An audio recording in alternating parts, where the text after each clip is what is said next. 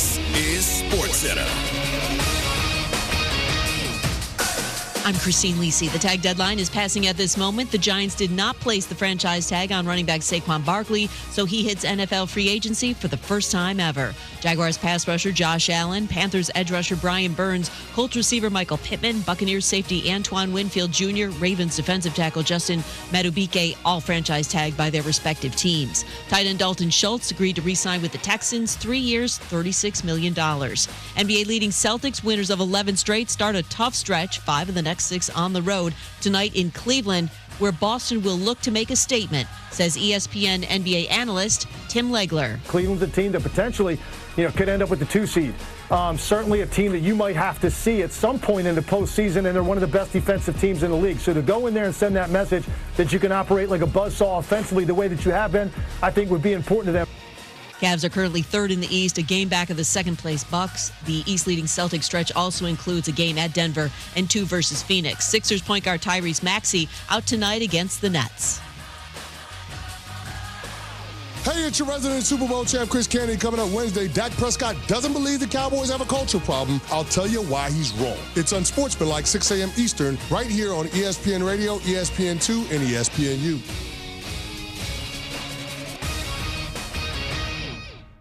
Matt Moscona. I'm very important. After further review. Say it one more time. After further review with Matt Moscona. And here we go. Live from the Mercedes-Benz of Baton Rouge Studios. That's right.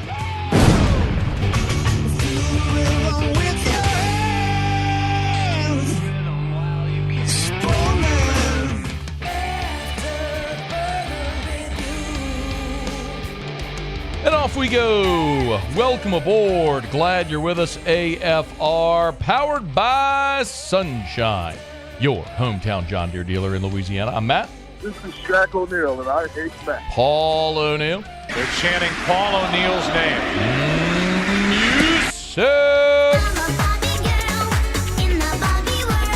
And Mr. Toby Tom Plate.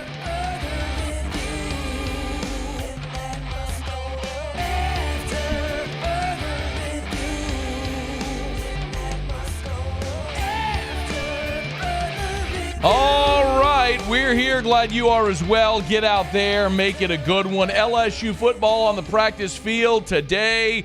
Darry Beckwith in 15 minutes. Shea Dixon next hour. Keli Zinn, LSU Athletics COO in hour number 3. Are we getting a new basketball arena? She'll answer that question coming up in hour 3. Right now, let's begin as we do every single day. It's time to pop the top on another edition of AFR with Bud Light. Drink easy. Really quickly, let me just start with the news you heard there in SportsCenter at the top of the hour. The NFL franchise tag deadline has come and gone literally 3 minutes ago, right here at the top of the hour. Here's what's relevant. The Saints did not use the franchise tag. And very quickly, let me just explain this, because I did have somebody ask and say, Matt, I hear you talking about the franchise tag. What is that? Sometimes we make assumptions like everybody just knows. So if a player is going to be a free agent and the team for whom they play wants to keep them, I'm way oversimplifying this, they can franchise tag them, which means they got to pay them the average of the top 5 salaries at that position in the NFL. And there are other caveats where it can go up, but basically it's a very expensive thing to do. But if a team doesn't want to commit long-term to a player, they can apply the franchise tag to that player. And there's a maximum number of times you can do it, and a lot of caveats and different stuff like that. But basically, it prevents a player from leaving you in free agency. It's expensive to do, but it prevents a player from leaving without having to sign him to a long-term deal. So the Saints seldom use the franchise tag. They did not. And quite honestly, on whom would they have used the tag? We talked about it. It wouldn't really have made sense. Of note, 2 teams in the Saints division did use the tag. The Panthers used the franchise tag on Brian Burns. What will be very interesting is whether or not Brian Burns is tagged as a defensive end or as a linebacker. He's an edge, is how he's defined by the Panthers, but defensive end, the tag is $21.3 million. Linebacker is $24.007 million. So we'll see in what way they tag him. But anyway, Brian Burns, and then the other that might even be more consequential is Antoine Winfield, the safety with the Bucs. Now, that in and of itself isn't necessarily consequential, but what that means is Baker Mayfield is now an unrestricted free agent. So Baker Mayfield is free to sign with whomever he wants when the league year begins. Maybe that's back in Tampa. There was a report a week ago that the New England Patriots had a lot of interest in Baker Mayfield. Keep in mind, if the Patriots or anyone signs Baker Mayfield, then what does Tampa do? That's one part of it. The other part is if the Patriots sign Baker Mayfield in free agency, they most certainly will not take a quarterback with the number 3 overall pick. So if, follow the hypothetical here, if Caleb Williams goes 1 to the Bears, hypothetically Drake May goes 2 to Washington, and if New England's not interested in drafting a quarterback, well, what does that mean then for Jaden Daniels? That's when it starts to get a little interesting for us here. So just something to file away. And then the other bit of news, of course, is that in Minnesota, Kirk Cousins is now a free agent. So while that's not necessarily super relevant here today, there's talk that Atlanta is a team that could be in the market to sign a free agent like Kirk Cousins, to make a deal for a quarterback like Justin Fields, or to draft a player. They have the 8th overall pick, and certainly they could stay at 8, draft a quarterback, or try to move up and get a quarterback. So while Carolina got its franchise quarterback a year ago in the draft to not great results in his rookie year with Bryce Young, both Tampa and Atlanta could find themselves with new quarterbacks, either veterans or draft picks this year. We'll see. But some of that clarify. At least it reveals certain paths here moving forward as we're approaching the start of the league year and then ultimately the NFL draft to follow. All right, it's After Further Review. We're glad to have you aboard with us here. Our show open every day is brought to you by Bud Light. Drink easy in Louisiana with the great taste of Bud Light, the official beer of After Further Review, the official beer of the champs. Congrats to Angel Reese, named SEC Player of the Year today. Of course, the LSU women. You can still find it. I was in Rouse's on Saturday, and there was the display of the stacked display of all the cases of beer, and they had plenty of Bud Light in the blue cases, but they had some of the aluminum bottles. Remember, when they're gone, they're gone. It's the collector's edition LSU National Championship, a bottle with the Women's National Championship logo. To anyone's account at Mockler and within Anheuser-Busch, this is the first time ever there's been a women's basketball team have their own bottle. So grab a couple cases, one to drink and maybe one to keep for a posterity and display. So drink easy with the champs with Bud Light.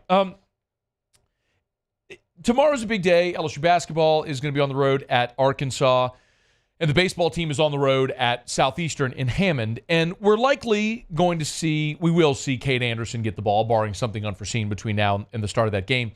Jay Johnson met with reporters on Tuesday a bit ago, and he was asked what has made Cade Anderson so difficult for opposing hitters to deal with so far through his first couple of starts. Number one, he's a good athlete. And that is the longer I do this, like the athleticism part of pitchers goes a long ways in like just their ability to command the baseball. And the game's about strength or strikes, excuse me. So his athleticism, he's in the strike zone a lot because he can repeat his delivery, consistent with his release point. He can change speeds, moves the ball around. And I just think he likes competing. You know, I think it's, if you look at the freshman class with Jake, Steven, Cade, Larson, Kucherak, like they're all very good athletes and they're all very competitive. And so I think that's what stands out about him. So I found this so interesting because clearly Cade Anderson has had a great start to his career.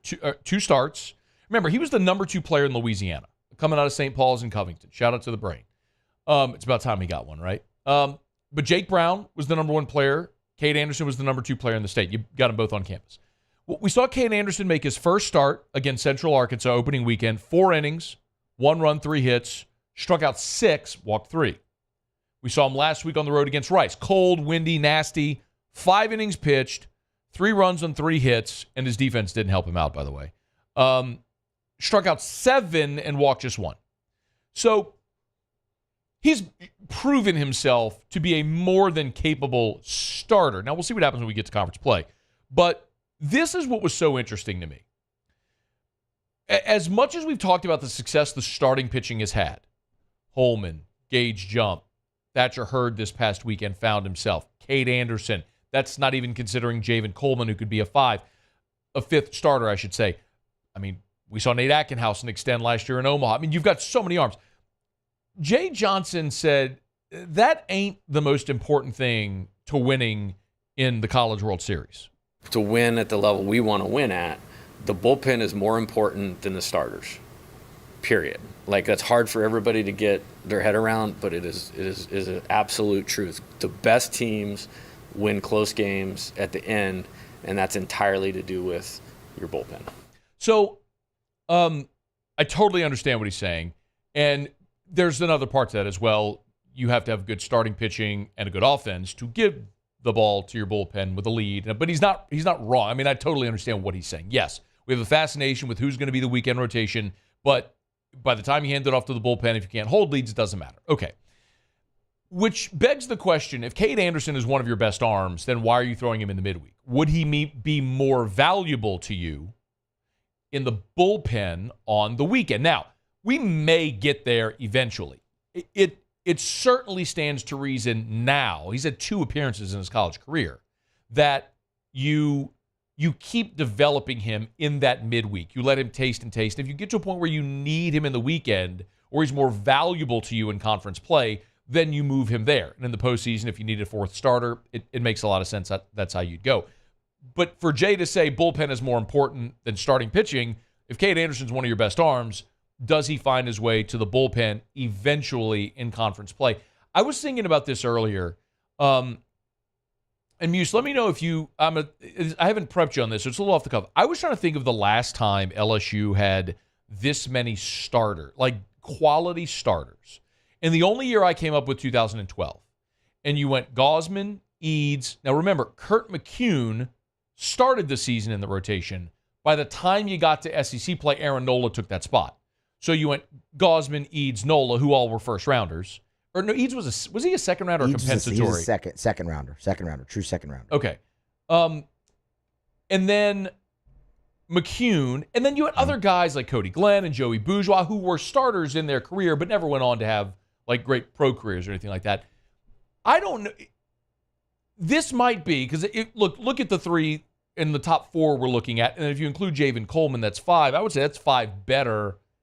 Well, it's hard to say 5 better because you had a couple first rounders and top 10 picks in there. But I don't know. I think this is probably the deepest year of starting pitching's had. Can you think of another one off the top? I'm in that same range as you. They really had the staff rolling in like 2012, 13, 14, that era. I'm kind of going back. I'm on 12 right now. I mean, yeah, like you said, Joe Broussard, McCune, they're there. When I go to 14, that year always stands out because they were just so great. That's when you had Poche really settled in. You had Cody Glenn as well to go along with Bowman and Nola. So, I mean, you kind of had 4 there as well. And our Cartwright. Our guy Cartwright made 7 starts that year as well, too. You can hit it. Yeah. I'm trying to find it. I don't mean to be disrespectful. Cartwright! And I love Alden Cartwright. He was a freshman that year, but no one's going to say that Alden Cartwright as a freshman is on par with Cade Anderson as a freshman. No, I'm not trying to. So you've had guys that have started, but I mean this level of, like, I could say that after your first 2 guys, if you went Holman jump, any combination of Hurd, Anderson, Coleman would make sense in the weekend. Like, I could take any one of those guys. Yeah. I don't know that I could say the same thing about 2014. After Poche and Nola at the top of your rotation, or Nola Poche. So I think this is probably the deepest staff they've had of starters that I can remember. I mean, we could go back to I could get Slimbo in here, talk about the skip days where early 90s when you had Paul Byrd and Chad O.J. and Mike Sorotka. I mean, guys that all went on and pitched in the big leagues, and that would most definitely challenge maybe the 2000 team. It's just 09, where you had Renato and Coleman at the front of that rotation. My point is, it's just different to go into the season knowing you have this many guys that you trust at the front. So does that give you the luxury of building your staff with some of these other starters? I think that's going to be interesting to see how it all plays out. All right, it's after further review. LSU at Southeastern tomorrow. By the way, if you can be listening for the game, the basketball game will be on Eagle 98.1. The baseball game will be on 100.7 The Tiger. If you're listening for LSU and Southeastern tomorrow from Hammond. Okay, let me knock out a quick break. LSU football opened up spring practice today. No practice report. The first meet availability is on Thursday, but one of the big storylines going, and maybe the biggest, is Harold Perkins moving positions. Last year, when they tried this, we had Darry Beckwith with us. Former All-SEC linebacker, great friend, and he panned the idea, before it ever happened, of moving Harold Perkins, and he was right. So I want to get him back on to talk about how this looks now with him trying it again. Darry Beckwith's next. It's AFR. AFR. Brought to you by River City's 1 Hour Air, where they're always on time, or you don't pay a dime. 752-0001, 752-0001, or 1hourbr.com. You can look them up online. You can give them a shout. I want to remind you, y'all, the weather is getting warmer. It's time for your preseason AC tune-up. Do what Catherine W. did, and she left this 5-star Google review. Michael was very thorough, answered all of our concerns. Wonderful person to have in your employment. John Ashford sent another as well. This was the second time Cody performed the maintenance. He was prompt again at the time he said he would be at my house. I had 2 units for maintenance, service, and inspection. It took him approximately 1 hour to complete. Again, very courteous, explained everything he did clearly. He even swept up insulation that fell on the floor while he was using the attic access. He wore covering on his shoes while he was inside. Another 5-star Google review for River City's 1 Hour Air. Give him a buzz today. 752-0001, 752-0001, where they're always on time or you don't pay a dime. Bayou Ford has the new inventory to get you in a new Ford truck or SUV today, or customize your next vehicle just the way you want it. All new Bayou Ford vehicles come with a 1 million mile powertrain warranty. The crew at Bayou Ford is going to do right by you. Power up your next project with John Deere Deals by Sunshine. Whether you're working hard or playing hard, our knowledgeable team will help you find the right product for you. Ask us about our amazing tractor package promotions. Learn more about what it means to be powered by Sunshine at sunequip.com.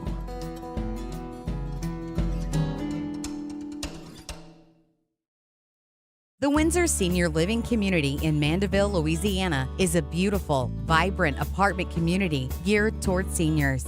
They are nestled right in the heart of Mandeville, where seniors live a more carefree lifestyle in spacious apartments with the peace of mind that comes from having a little extra help. Call the Windsor at 985-624-8040 to schedule a lunch and tour. Come see how the Windsor can be your passport to peace of mind. There it is, the extra mile, on the border of expected and extraordinary, for those willing to go further, like vans customized for work or play, with safety and tech to keep you connected, supported by a 5-star sales, service, and finance team, and backed by the 1-star you know. So go the extra mile. It's never crowded, because so few have what it takes to go there. Mercedes-Benz Vans. Electricity is all around us, and our families depend on it. Every day is sparked by the power of a cold drink or a warm meal, a movie night, and a comforting light at the end of a dark hallway. From sunrise to sunset, playtime to bedtime, our team is ready to take care of your electrical needs. Even in the case of an after-hours emergency, the light in your life shines brighter with Mr. Electric.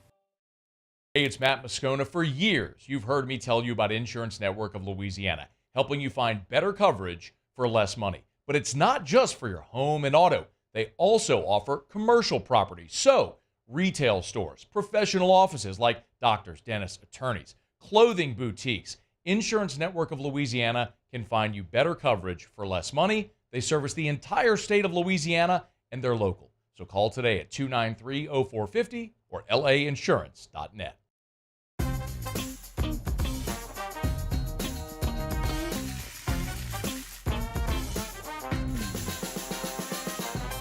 The best.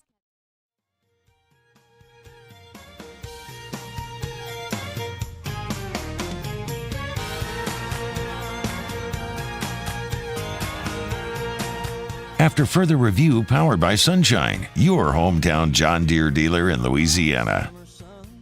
All right, LSU's kicking off spring football, and maybe the biggest question on a team and a defense that has plenty of them is what in the world are you doing moving Harold Perkins back inside? A former All-SEC linebacker, Darry Beckwith, good friend of ours, was here during fall camp when LSU made the decision. We all found out they were moving Perkins to off-ball linebacker, and I'll let him speak in his own words.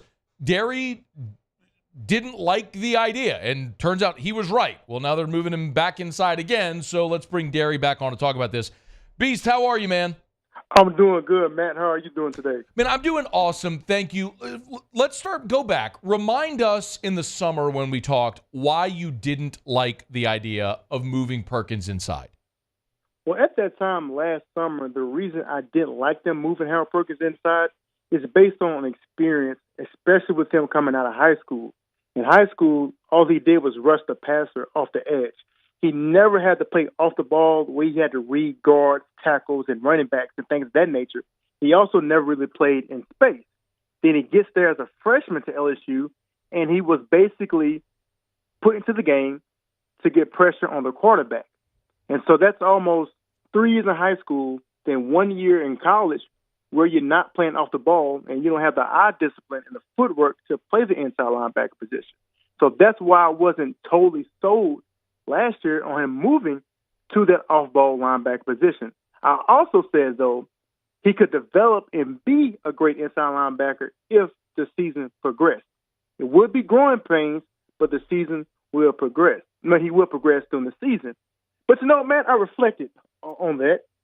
And the defense sucked so terribly last year, it really wouldn't have mattered if Harold Perkins did play inside linebacker. Harold Perkins could have played out of position as a three-technique defensive tackle, and we still would have been the worst defense ever invented in college football. So it didn't really matter, and I think sometimes we put a lot of onus on the kids, and I get that they have some type of responsibility, but Matt House didn't do a good job of putting the players in position to be successful. And obviously, now that Matt House is gone, you start hearing rumblings on how the players didn't really buy into what he was trying to do. And even with him being an inside linebacker coach, he was not teaching the off-ball linebackers proper technique. I mean, a guy, Spates, that transferred from Oregon State, there's no way, Matt, that a guy has over 300-plus tackles in college football, comes to LSU, and can't seem to get out of his way. I just can't believe that. And so I think what he was teaching those kids on how to read, interact, and how to take on blocks, it did affect the whole defense. Now, with that being said, moving forward, I know people are saying, why are you moving him right now? I do think Blake Baker has a plan for him, and also they have a plan for Harold Perkins' future. Go ahead. No, please, go ahead. So I think, because if you put Harold Perkins in, and if you think about his career, and I understand you have to win games right now in college football, but in the future, when Harold Perkins does get to the NFL, I know we talked about that in the past, it's going to be hard for him to be a 3-4 outside linebacker and rush against, 300-pound offensive tackles, because he is what you call a gadget player, where you have to move him around and put him in a position to be successful. But Blake Baker, I think, has a plan for him. I saw what he did to Damone Clark. He made Damone Clark one of the best linebackers in the country. And the year before, people, wanted Damone Clark off the field. So we'll just see what happens. My biggest question about Damone Clark, and I brought this up here and elsewhere, is Damone Clark Damone. He's 6'3", 250. Mm-hmm. Harold Perkins is maybe 6'1", 220 pounds. Can Perkins at his size, walk me through, Darry, what his size how his size might limit him, if at all? It's not going to limit him at all. The game has changed. A lot of these linebackers now have to be able to run and cover backs out of the backfield and play in space, especially with these RPO offenses. Back in the Stone Ages when I was playing, we just took on fullbacks. When the guard pulled, we went downhill. We played in the box. We played tackle to tackle. In today's game with these RPO offenses, these linebackers have to be able to react in a split second. I think right now playing the linebacker position is extremely difficult in today's game, because if a guard pulls now, you just can't just shoot downhill. You got to read and react, because the quarterback may pull it and throw the hot route right over your head. So with him having that size and his athletic ability, I think it's really not going to affect him. Okay. And our defensive linemen have to do a great job of making sure that they keep the offensive linemen from working up to the second level and getting their hands on them. The greatest linebackers that has ever played college or NFL would tell you their greatest asset is their defensive lineman. You know, I had the opportunity to play with a Glenn Dorsey, a Tyson Jackson, a Kirsten Pittman, a Marlon Favorite. The list goes on and on. Your greatest asset as a linebacker is how good your D lineman is. In today's game, if he can use his athleticism and his ability to run, his weight is really not going to matter. He has to be able to read and react, have eye discipline. And if he does that, I do think Harold Perkins will be successful. And I think they're going to move him around to put him in a position where he's not stagnant and he feels like he's not part of the defense. Because even last year, the guy, you know, he was out of position. He still had like 70 tackles. He matched the same stats they did as a freshman. So I think just giving him a full spring under Blake Baker and in training camp, I think he'll be all right. Okay, so Darry, first of all, it gives you a great sense of optimism, right? That it can potentially work. You told us last year, and you're right, that if he had the whole season to develop, he could have gotten better, which makes a lot of sense. He played one game off ball, and then they moved him, right, after the Florida State game. So how much better, realistically, do you think Harold can get with spring, fall camp, going into next season? Or is he going to need playing time at that position next season to keep getting better? I guess, is it another thing where we're going to have to wait to see him progress throughout the year?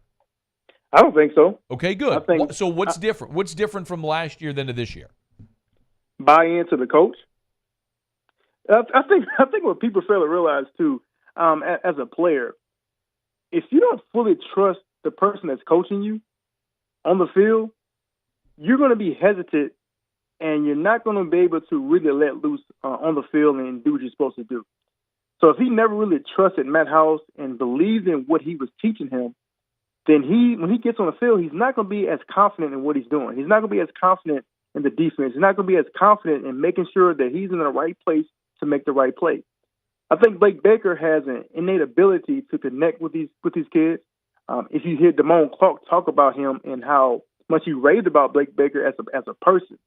And so I do think once he believes, and I think he believes in Blake Baker and what he can do for him. And if he believes in him and he buys in, I think the sky is the limit for Harold Perkins. I mean, the guy is a phenomenal athlete.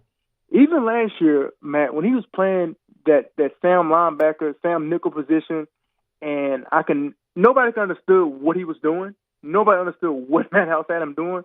But Matt, I tell you what, when he played it, he played it. And he probably was the best at what he was doing. So I think when you get a coach like Blake Baker and that guy has success in Missouri, he brought that defense who was in the bottom of the country to like the top 25 or top 30 in the country. I believe he can do the same thing at LSU. And if he does that, I think Harold Perkins would be just fine. Now, is he going to be a Devin White or the past greats that's been there? I'm not sure.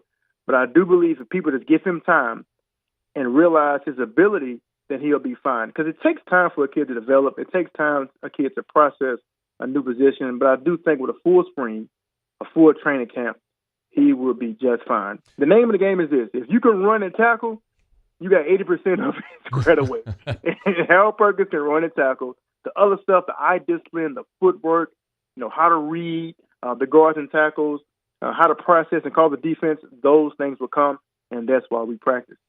So a couple more things for you. My one question about the Matt House piece is Matt House was the same defensive coordinator when Perkins was a freshman and was an All-American. So what changed to where, okay, he had this great season under Matt House, and then he and everyone else doesn't trust Matt House. Does that make sense? Like it does. It does. I give you the same. I mean, I know you're not in the locker room, with the guys to know, but he had success under that defensive coordinator. And then to your point too, Darry, I mean, his stat line was basically identical, but it was so weird that with almost identical stats, it felt like he vanished, right? Yeah, you remember? I kind of compare it to. I'm not comparing Harold Perkins to this athlete, but you remember Jeremy Lin and Lynn Saturday? Yeah. Oh yeah. And where he just hopped on the scene and nobody really knew who he was. Well, Harold Perkins when they finally decided to play him as a freshman, I think after the Tennessee game, they started to play him, and they put him in different positions. Teams really didn't know how to scheme for Hal Perkins. They really didn't know who is this kid, what type of player is he. And so when you really don't have a lot of film and you're not sure, then obviously you can be successful. And then coming into the second year when they did move him to the off-ball position, I think they did freak out because they were so awful against Florida State, and they felt like they had to do something because as fans, we were so excited to see how Perkins get after the quarterback because that's what he did last year. Yeah. And I want people to remember this. Last year when he burst onto the scene against Ole Miss, I believe, he had a great game, and he had a great game against Alabama. But as a season, he had an awesome game against Arkansas. But when teams get film on you, and they begin to scheme you, they can scheme you out of their defense. And I think with Harold Perkins, even in some games you saw that. I think A&M game last year, they decided, okay, we're not going to sit back here and just let him rush the passer. We're going to run the ball at him. He's light in the butt. Let's push him around. They did that. I think obviously when they played Georgia in the SEC championship game, he wasn't as impactful because teams had film on him. They were able to study, and they were able to scheme him out of the defense. So, look, I think the good thing about being an off-the-ball linebacker, it's hard to scheme a player out of the defense, if that makes sense. Sure. Because he can run, he can roam, as opposed to, okay, here you go, I'm going to line you up on the left side. Well, hell, we're just going to run away from you. We're just going to chip you with a running back or a tight end, so we're going to neutralize you rushing the passer. As opposed to playing off-the-ball inside linebacker, you really can't scheme for that, because if you're good as an inside linebacker, and like I said, you can run, read, and react, you really cannot scheme and run away from an inside linebacker. So I think it'll be a good fit. Last thing, I'm feeling much better about this after talking to you. I hope so, man. I think everybody is he's such an amazing player. You don't want to neutralize. Like, where are you going to get the most value out of him? Linebacker reps, right? So Greg Penn's back, and everybody's so excited about Whit Weeks, and rightfully so. So with Greg Penn back, Whit Weeks in there, and Perkins moving back inside, what does this do for the reps? Now, my honest opinion, who should be rushing the passer? Please don't lie to me. Yeah, no, please. Yeah, I think it should be Whit Weeks. Okay. And before people freak out and say, "What do you mean?" Look how he played last year. Again, our defense was terrible last year. So anybody that's somewhat decent and looks good, not saying he didn't look good playing the inside linebacker, but somebody who actually made tackles, they did look like, okay, this guy can be a real inside linebacker. But I think with Weeks' body type and his size and his ability to run, I think he's like 6'2", 6'3". He is the person that you really want to rush the passer. So now, if you get Weeks on the field, rushing the passer, you get Hal Perkins, an inside linebacker, who I think will develop to be a good one. Greg Penn showed flashes of being really good last year. He did. I think he needs to lose a little bit more weight to be able to run and things of that nature. But I think I'm not inside the locker room. I'm assuming that's what they're going to do. Because from an eye standpoint, Blake Baker, there's no way he can keep Whit Weeks off the field. You can't. It's impossible. So in order to do that, you cannot just say, hey, Whit Weeks, we're going to keep you directly at the inside linebacker position, because if you do that, you're going to limit his reps and you're going to limit his playing time, because he's not going to play in front of Harold Perkins. And then Brian Kelly historically likes players with a lot of experience. And so Greg Penn has experience, so he's really not going to play in front of him a lot. So what's the best option?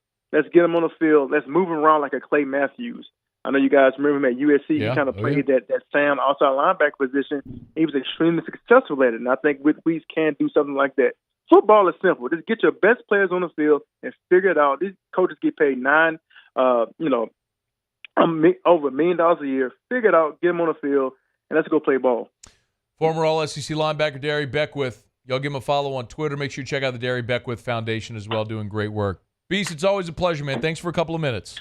Appreciate you, man. Have a good one, brother. You do the same. Be well. It's after further review. We'll go around the SEC next. AFR. Brought to you by Clegg's Nursery, with 4 locations in the greater Baton Rouge area: Seagan near Airline, LA 16 in Denham, Mid-City on Donmore, and the Garden Center on Greenwell Springs. For more than 60 years, been telling you, buy local, shop local, and right now, y'all, just plant something. Their greenhouses are bursting every day, new shipments. If you go to Facebook, you'll see their Segan Lane location at Clegg's. They're expanding the greenhouse, laying a new slab, building, they're expanding onto it to accommodate even more inventory. And remember, spring is springing. Grass is starting to green up. It is so important to treat your lawn now for weeds. Don't wait for the weeds to pop up in the spring. Spray your lawn now to prevent weeds when spring starts springing. Clegg's has the products for you. Get by any of the 4 locations in the greater Baton Rouge area. Buy local, shop local. Tell them Matt sent you in to Clegg's Nursery. Gulf Coast Bank and Trust is giving our customers the power to bank anywhere, anytime during this challenging event. And we're right there with you. Our mobile banking app is a smart way to manage your money and time. Gulf Coast Bank and Trust, the bank that cares about you.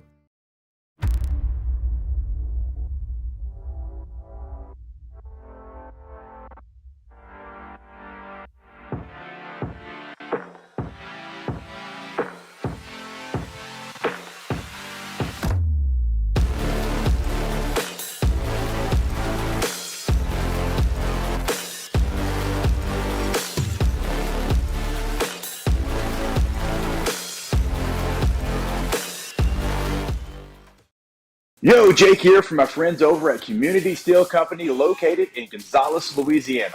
The local place you can turn to for all of your metal building needs. Notice I said local, not Houston, not Dallas, not Atlanta, but right here in Gonzales. Visit them at their brand new state-of-the-art website at communitysteelco.com or pick up the phone and give them a call today to answer all of your questions on your metal buildings, roofing and sheet metal, and any other steel needs you or your business need at 225-647-2020. I've been doing business with Luba for 25 years. They're dependable, trustworthy. It's just the attention to detail with our clients. Our folks have years and years of experience. They're highly trained professionals, but many companies have that asset. What I'd like to think makes Luba a bit different is that we use those talents in a way that truly is dedicated to serving the needs of the folks who depend on us. Jerry and Benny Payne began Central Plumbing Company out of their driveway in Tanglewood subdivision. 50 years later and 4 generations down the road, we continue to serve Baton Rouge and the surrounding areas for all of their plumbing needs. Residential, commercial, industrial, or hospitality, Central Plumbing is here 24/7, 365.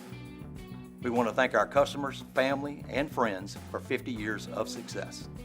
And looking forward to 50 more. At Relief Windows, we're more than windows. We're windows, doors, hardy plank, and vinyl siding. But our #1 product is always customer satisfaction. Visit us online at reliefwindows.com.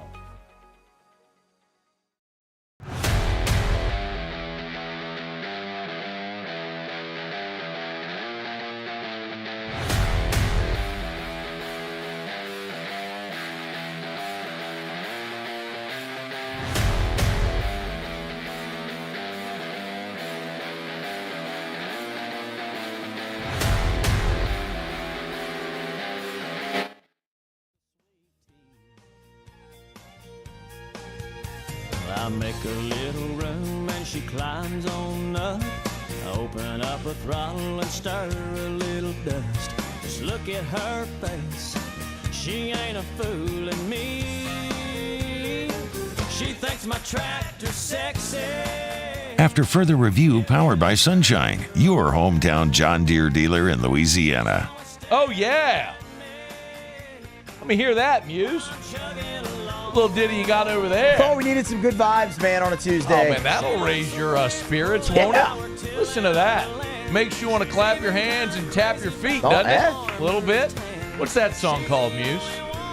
She Thinks My Tractor's Sexy. Oh, that's a clever title, huh? I don't think I've ever heard this one before. Okay. Who sings that? Kenny Chesney. Okay. It's nice. Good little ditty. And you know what? We're powered by Sunshine today. Your hometown John Deere dealer in Louisiana. Does this song have a music video, Muse? It does. I'm watching it. Are you really? I am. What color's the tractor in the video? Green. Oh, no kidding, right? Because If you're going to have a tractor, it better be a deer. Can't believe you do anything else. Sunshine, your hometown John Deere dealer in Louisiana. All right, we're glad to have you aboard with us here. Hey, shout out to Angel Reese, who today became just the third LSU women's basketball player in program history to be named the SEC Player of the Year. Simone Augustus went back-to-back in 2005, 2006. Big still, Sylvia Fowles in 2008. And now Angel Reese in 2024, the SEC Women's Basketball Player of the Year. You know, I was thinking about this earlier, and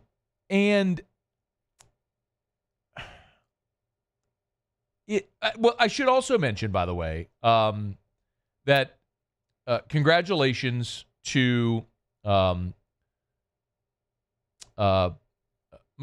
Williams, who was also named the SEC Freshman of the Year in the SEC Women's Basketball Awards. So you had Michaela Williams, Freshman of the Year. You had Angel Reese, Player of the Year. Of course, Angel Reese was first team All-SEC. And then also Anissa Morrow was also first team All-SEC. Flaugier was second team All-SEC. Leah Del Rosario was freshman All-SEC as well. So congrats to the LSU Lady Tigers, that part of the women's basketball team that were honored with the SEC Awards today. But I was thinking about this one with the Angel Reese thing earlier today. And this is probably a product of the transfer portal. Well, it's definitely a product of the transfer portal, but I think it's something that we're probably going to expect to see be more of a consistent reality. When you think about the best players that LSU's had, you're probably getting them for 1 or 2 years max now. Instead of them coming in as a freshman and developing and staying. I mean, Joe Burrow, you had him for 2 years. Heisman Trophy. Jaden Daniels, you had him for 2 years. Heisman Trophy. Angel Reese, 2 years. Won a national championship. Now he's going to be going off to the WNBA. Paul Skeens, got him for 1 year, first-round pick. Dylan Cruz, an outlier for sure, that you got him for 3 seasons. But it kind of feels like that's just part of the reality now, that we're not going to get to know our superstars for 3 and 4 or 5 seasons anymore. It's going to be more of the Paul Skeens 1 year, the Joe Burrow. The weird thing about Joe Burrow, too, and this is not blaspheming Joe Burrow. He is the greatest LSU football player ever, so do not think I'm thinking anything. It was just odd that, did anybody see Joe Burrow out and about in town when he was in Baton Rouge? You know what I mean? Like, when he was a student, did anybody ever see him?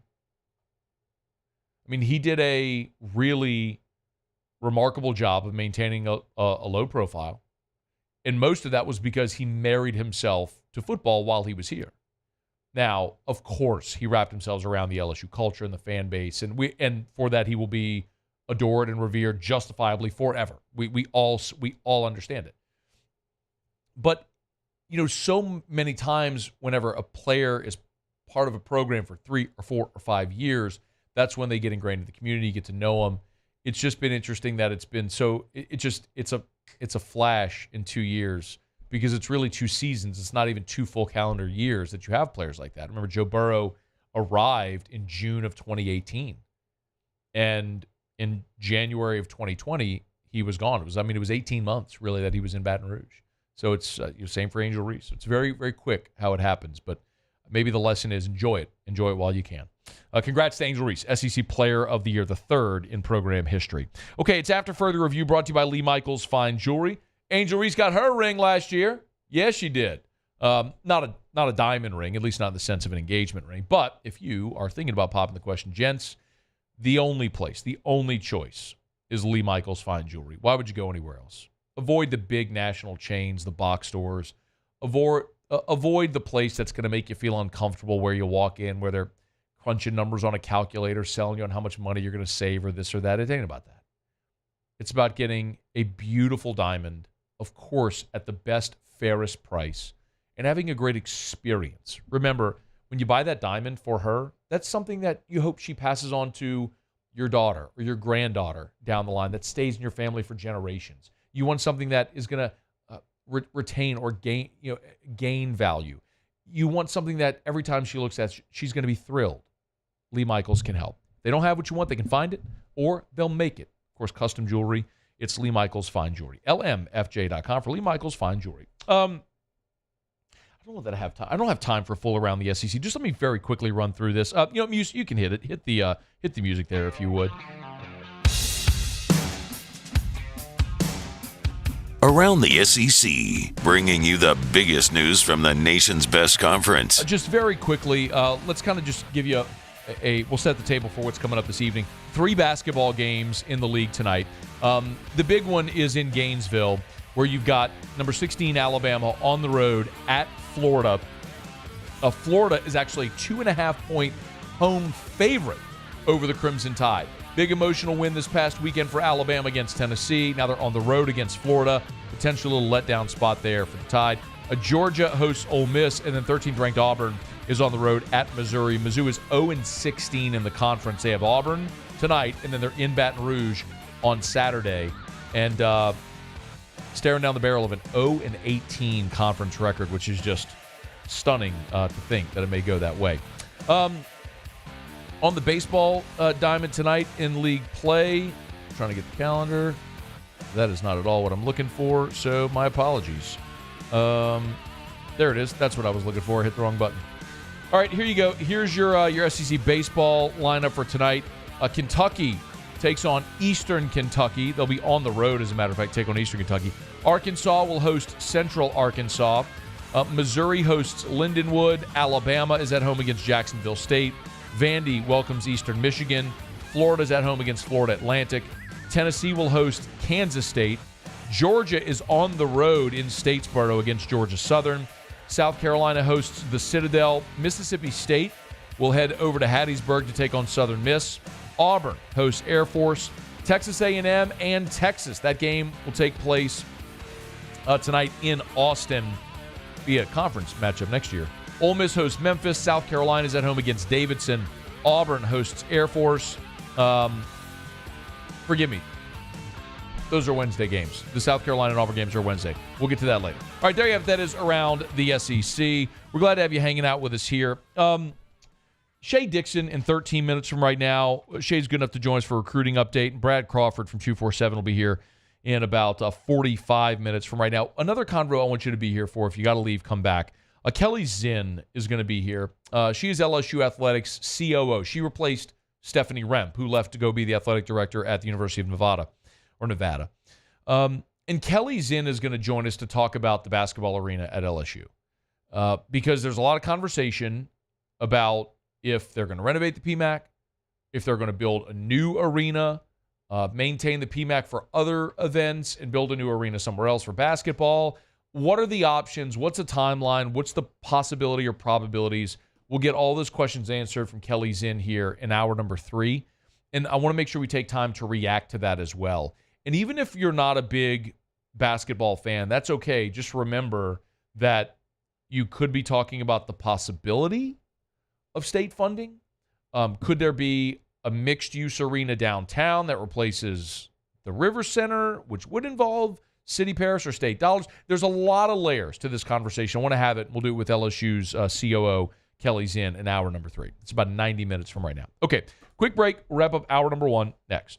AFR. AFR is brought to you by Glow Resources, GLO, glowresources.com. Glow Resources, complete employer solutions. Hey, if you haven't done it yet, make sure you go follow Glow Resources on social media. They're doing a campaign where they're going to give away $1,000 cash per month to their most engaged followers. So go follow Glow Resources. You can get all the details on how you can be a winner, but it's $1,000 cash they're going to be giving away each month on their social media to their most engaged followers. So Glow Resources, GLO, glowresources.com. This is really cool. Like, if you don't believe me, they post, they're posting the winners every week. The most recent was Kelly Mayon Cagle, who won $250.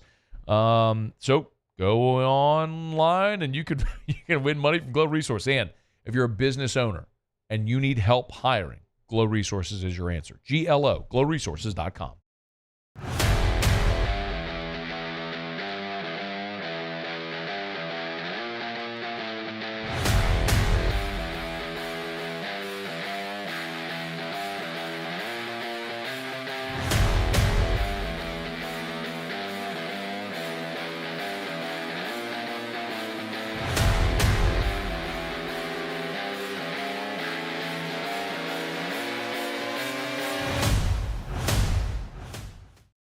Dylan Cruz here to tell you about Six Rings Baseball and Softball Camp. If you live on the North Shore and play ball, go to Six Rings Camps with former LSU assistant coach Dan Canaveri. His knowledge is second to none, and your child will improve and have fun doing it. Camps were held at Coquille Park and Six Rings Academy in Covington with 4 sessions over the summer. Full day and morning only sessions are available from ages 7 to 13. Go to sixringsbaseball.com or call 985-206-9096. Learn the game to love the game. Gulf Coast Office Products is a nationally recognized Savin office equipment dealer based right here in Louisiana. Over 100 employees strong, Gulf Coast has the boots on the ground to support all vertical markets from education, engineering, legal, and finance. With the latest in office technology from desktop to production segment units, Gulf Coast and Savin have the perfect fit for you. Call 225-756-2644. That's 756-2644 for Gulf Coast Office Products. Breck teamed up to reimagine your parks, and you imagined big. With your help, we went to work, creating 12 beautiful community parks across the parish. A family-sized water park, miles and miles of trails, and parks just for your dogs. There are more places to splash, to explore, to run wild, and even soar. You imagined, we delivered. Gold. Breck, your #1 park system in the nation. There it is, the extra mile, on the border of expected and extraordinary for those willing to go further, like vans customized for work or play, with safety and tech to keep you connected, supported by a 5-star sales, service, and finance team, and backed by the 1-star you know. So go the extra mile. It's never crowded, because so few have what it takes to go there. Mercedes-Benz Vans. Electricity is all around us, and our families depend on it. Every day is sparked by the power of a cold drink or a warm meal, a movie night, and a comforting light at the end of a dark hallway. From sunrise to sunset, playtime to bedtime, our team is ready to take care of your electrical needs, even in the case of an after-hours emergency.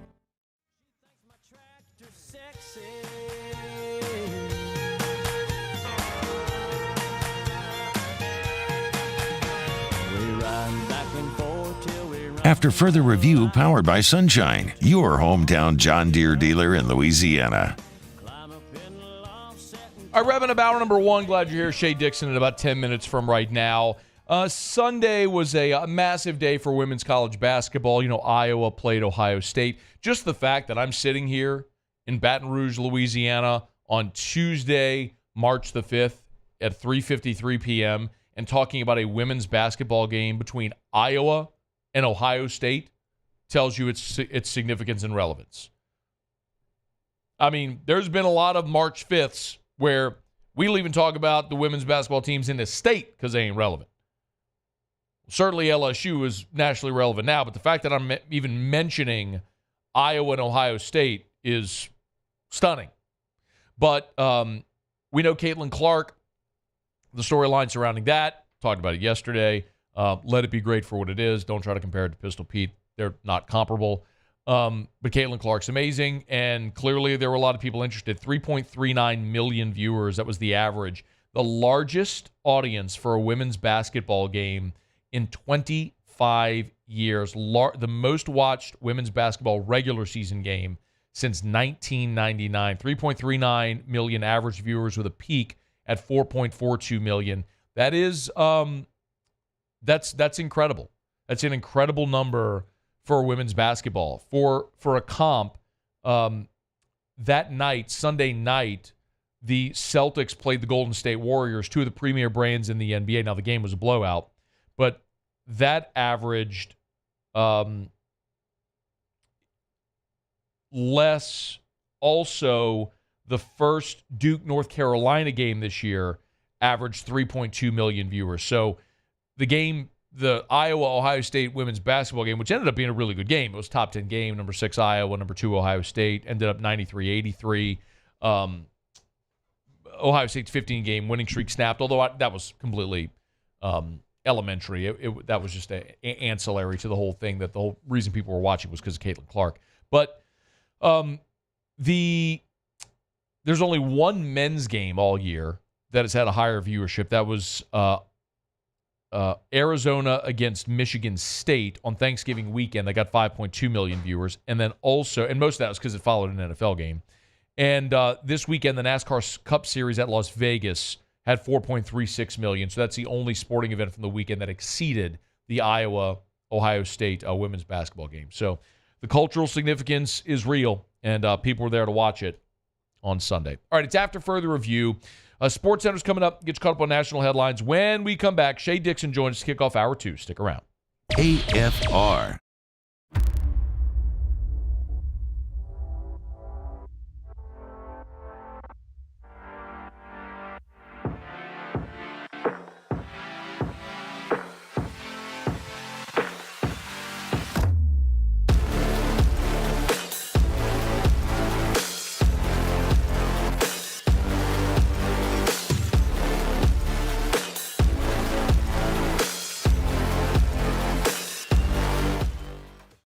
Yo, Jake here from my friends over at Community Steel Company located in Gonzales, Louisiana. The local place you can turn to for all of your metal building needs. Notice I said local, not Houston, not Dallas, not Atlanta, but right here in Gonzales. Visit them at their brand new state-of-the-art website at communitysteelco.com or pick up the phone and give them a call today to answer all of your questions on your metal buildings, roofing and sheet metal, and any other steel needs you or your business need at 225-647-2020. I've been doing business with Luba for 25 years. They're dependable, trustworthy. It's just the attention to detail with our clients. Our folks have years and years of experience. They're highly trained professionals, but many companies have that asset.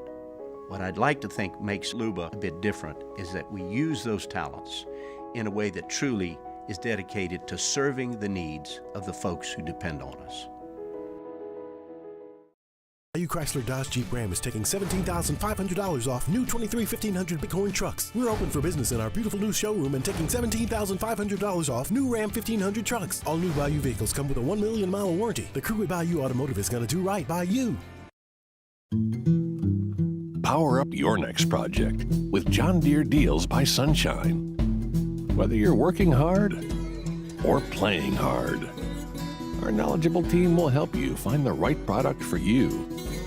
Ask us about our amazing tractor package promotions.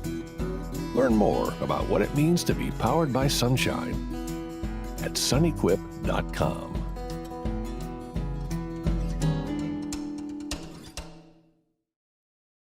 Jerry and Benny Payne began Central Plumbing Company out of their driveway in Tanglewood subdivision. 50 years later and 4 generations down the road, we continue to serve Baton Rouge and the surrounding areas for all of their plumbing needs. Residential, commercial, industrial, or hospitality, Central Plumbing is here 24/7, 365. We want to thank our customers, family, and friends for 50 years of success. And looking forward to 50 more. Dylan Cruz here to tell you about Six Rings Baseball and Softball Camp. If you live on the North Shore and play ball, go to Six Rings Camps with former LSU assistant coach Dan Canaveri. His knowledge is second to none, and your child will improve and have fun doing it. Camps were held at Coquille Park and Six Rings Academy in Covington with 4 sessions over the summer. Full day and morning only sessions are available from ages 7 to 13. Go to sixringsbaseball.com or call 985-206-9096. Learn the game to love the game. BRAC teamed up to reimagine your parks, and you imagined big. With your help, we went to work, creating 12 beautiful community parks across the parish. A family-sized water park, miles and miles of trails, and parks just for your dogs. There are more places to splash, to explore, to run wild, and even soar. You imagined, we delivered. Gold. BRAC, your #1 park system in the nation. Gulf Coast Bank and Trust is giving our customers the power to bank anywhere, anytime during this challenging event. And we're right there with you. Our mobile banking app is a smart way to manage your money and time. Gulf Coast Bank and Trust, the bank that cares about you.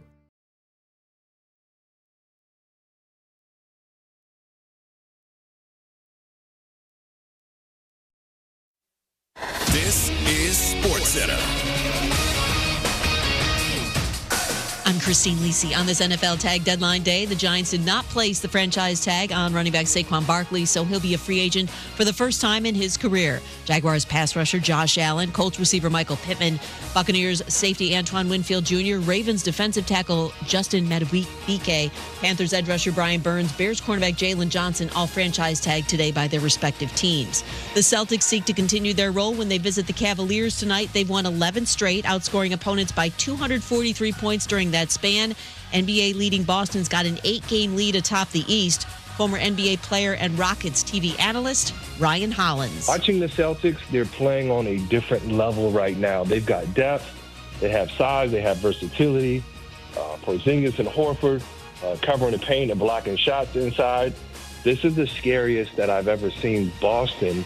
When I look at the Celtics, I see a fit that it's going to be hard to say that there's another team in that realm. Ryan Hollins on Carlin versus Joe.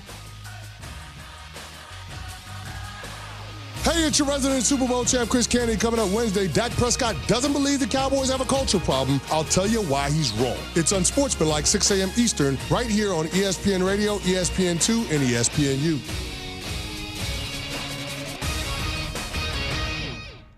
Matt Moscona. I'm very important. After further review. Say it one more time. After further review with Matt Moscona. And here we go. Live from the Mercedes-Benz of Baton Rouge Studios. That's right.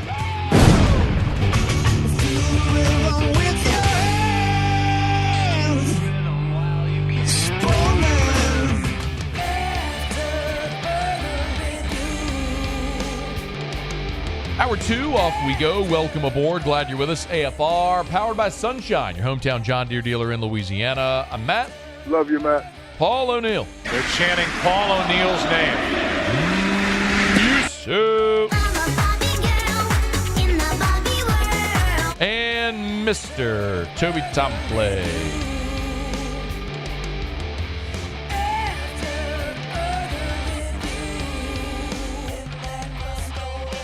All right, we're here. Glad you are as well. Get out there and make it a good one.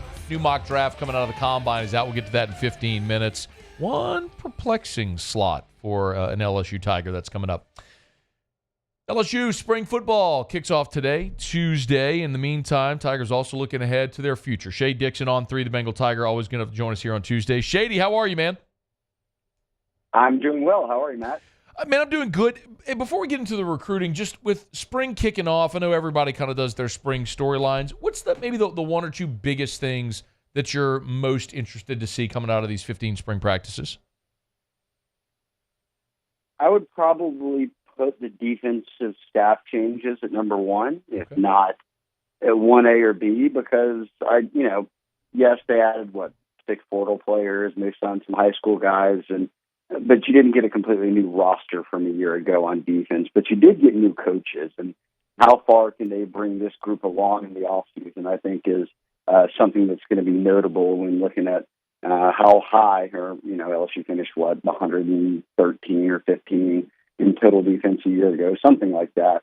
How high can you climb to get back to what the standard is in just 1 year, in one offseason and then one season? So I would put them, the 5 new coaches, up there is kind of what I want to keep an eye on. And then right there with it, the defensive personnel. I mean, I couldn't tell you who's going to end up starting at corner, both corner spots. I get kind of have a feel for safety, but what's happening at the defensive line, and then maybe more specifically at D tackle. And we'll get a look at guys like Sean Washington, their JUCO signee, who they hope can give them some reps right away this year.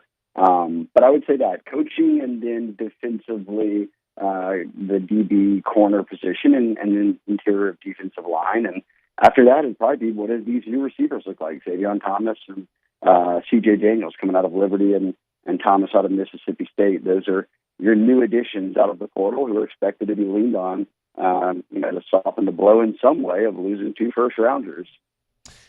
Shea, what does it say that you didn't mention losing the Heisman Trophy winning quarterback? Is it? I guess my question is, you know what I mean? Like, is it that defense is that big of a thing, or is it that we're just really comfortable that Nuss is the guy, and we're just expecting he's going to take the baton and run. Yeah, it's either I'm dumb or I'm thinking of it in this light here. It's the same thing we all had to preach and LSU fans understood after 2019, right? Like, you're not going to be number one again in offense. Now, I think that with Joe Sloan, Cortez Hankton, Frank, Brad Davis, and then obviously the addition of Nagel, you kept some real stability there, and you'll carry on with an OC and play callers who have worked with Nussmeier. We talked with Nussmeier this week about that, and he said that was massive. Nothing changes for him. He keeps on rolling now, and I think the identity of any really elite offense is usually your offensive line, and they're very good there. They return a lot of starters, and they'll always have receivers, and I think that they do. I think there'll be guys like Kyron or Chris Hilton or someone in that returning group who really are multiple, who stand up and surprise some folks, and you'll have your running backs break through. So, yeah, here's how I think of that, Matt. If they finished one, the difference between one and maybe staying in the top 30 and the difference between being the 115th best defense or worst defense and maybe being in the 50s or 60s, I think the latter is the bigger talking point. That would be the more important jump to have. He's on Twitter at Shea Dixon, always good enough to join us for a couple of minutes here. And it's a giant look ahead for the future as well, not just for the 2024 team, but beyond. Big junior day this weekend. Shea, can you kind of break down what that means? Yeah, so this will be their second big junior day. They had one in January, but February was a dead period, meaning kids couldn't visit campuses, recruits, and nor could coaches go on the road. That ended this week, and then spring practices kind of simultaneously begin. So they'll have guys in for practice on Friday. That will kind of blend right into Saturday's big junior day, so a lot of guys will be here for a couple of days. And right now, looking up and down the list, Matt, yes, they have the number one recruiting class in America, but I think we've got a little more than 40 guys on our who have confirmed with us that they'll be here this weekend, and more than 30 of them are 4 and 5 stars that are top 300 prospects and are uncommitted. They're not committed to LSU. So when you talk about can the rich get richer here, yes, and it's weekends like this where you're bringing in guys from Texas, Florida, Mississippi, Georgia, Bama, a lot of your out-of-state targets after the January one was kind of focused on in-state guys, and there'll be Louisiana guys there this weekend, but with so many out-of-state targets coming in, I think this is one of those weekends where we look back and you say, hey, look, they ended up getting a couple of commitments out of guys who decided, hey, right out of the dead period, the first place I'm going is LSU. Shea, first of all, I want to come back to that in a second, but first, Bryce Underwood's going to be on campus this weekend, correct? What's the significance of getting him on campus for an event like this? It doesn't get any bigger than getting the number one overall prospect in the country on campus. And he's been committed to LSU since January. He has publicly maintained that he's not talking with other schools. He's not going to visit other schools. Has no plans to do any of that. And right now he's focused on the transition from being at Belleville, where they've played for 3 straight state titles. He's won 2. He'll go into his senior year trying to win another, and then he'll graduate and be at LSU as a midterm guy. So he's already within a year of being on campus. So I think he's starting to really lock in on, all right, I'm bought in. I'm going to LSU. Who all is going to be there with me? And they've got a great start with the number one class. But when you bring him down on a weekend like this, and I'll note he'll be back for the spring game, so you get him down twice in the span of about a month, a little more than a month. But he's just that ability to have that extra recruiter there, right? Like when you've got a 5-star like that, number one overall player on campus, and you've got your 5-star receiver in DeCorian Moore coming this weekend, and your 5-star running back in Harlem Berry, and kind of your cornerstone piece and recruiter in a 4-star linebacker in Keelan Moses here at U-High.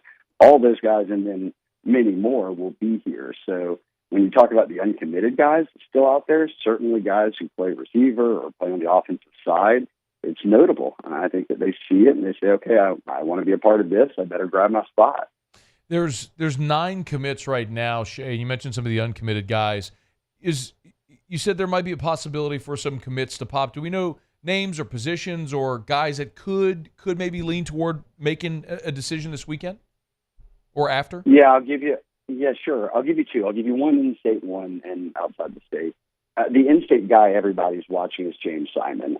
Coming out of Calvary Baptist, played made it all the way to the Dome, was phenomenal this year as a top 10 running back in the country. And right now, LSU's home to three of the top 11 running backs in the country. JT Lindsay out of Alexandria checked in at number 11 in our recent updated rankings last week.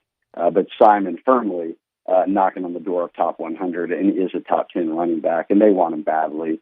Frank Wilson's been going for this Harlem Berry, James Simon 1-2 punch, and Simon will be there this weekend with all those guys I just mentioned, including Berry on the offensive side. And when you look up and down the list of guys they've offered in the state, there's not another player on offense that they've offered who isn't committed to LSU right now. So he sort of will always be on that list of could he pop until he does shut things down. And then outside the state, over in Mobile, in Alabama, Micah DeBose, an offensive lineman, 4-star, visited LSU just before the dead period started, so back at the end of January. And that was a few weeks removed from when he had been committed to Georgia and backed off it and said, hey, look, I kind of want to look around again.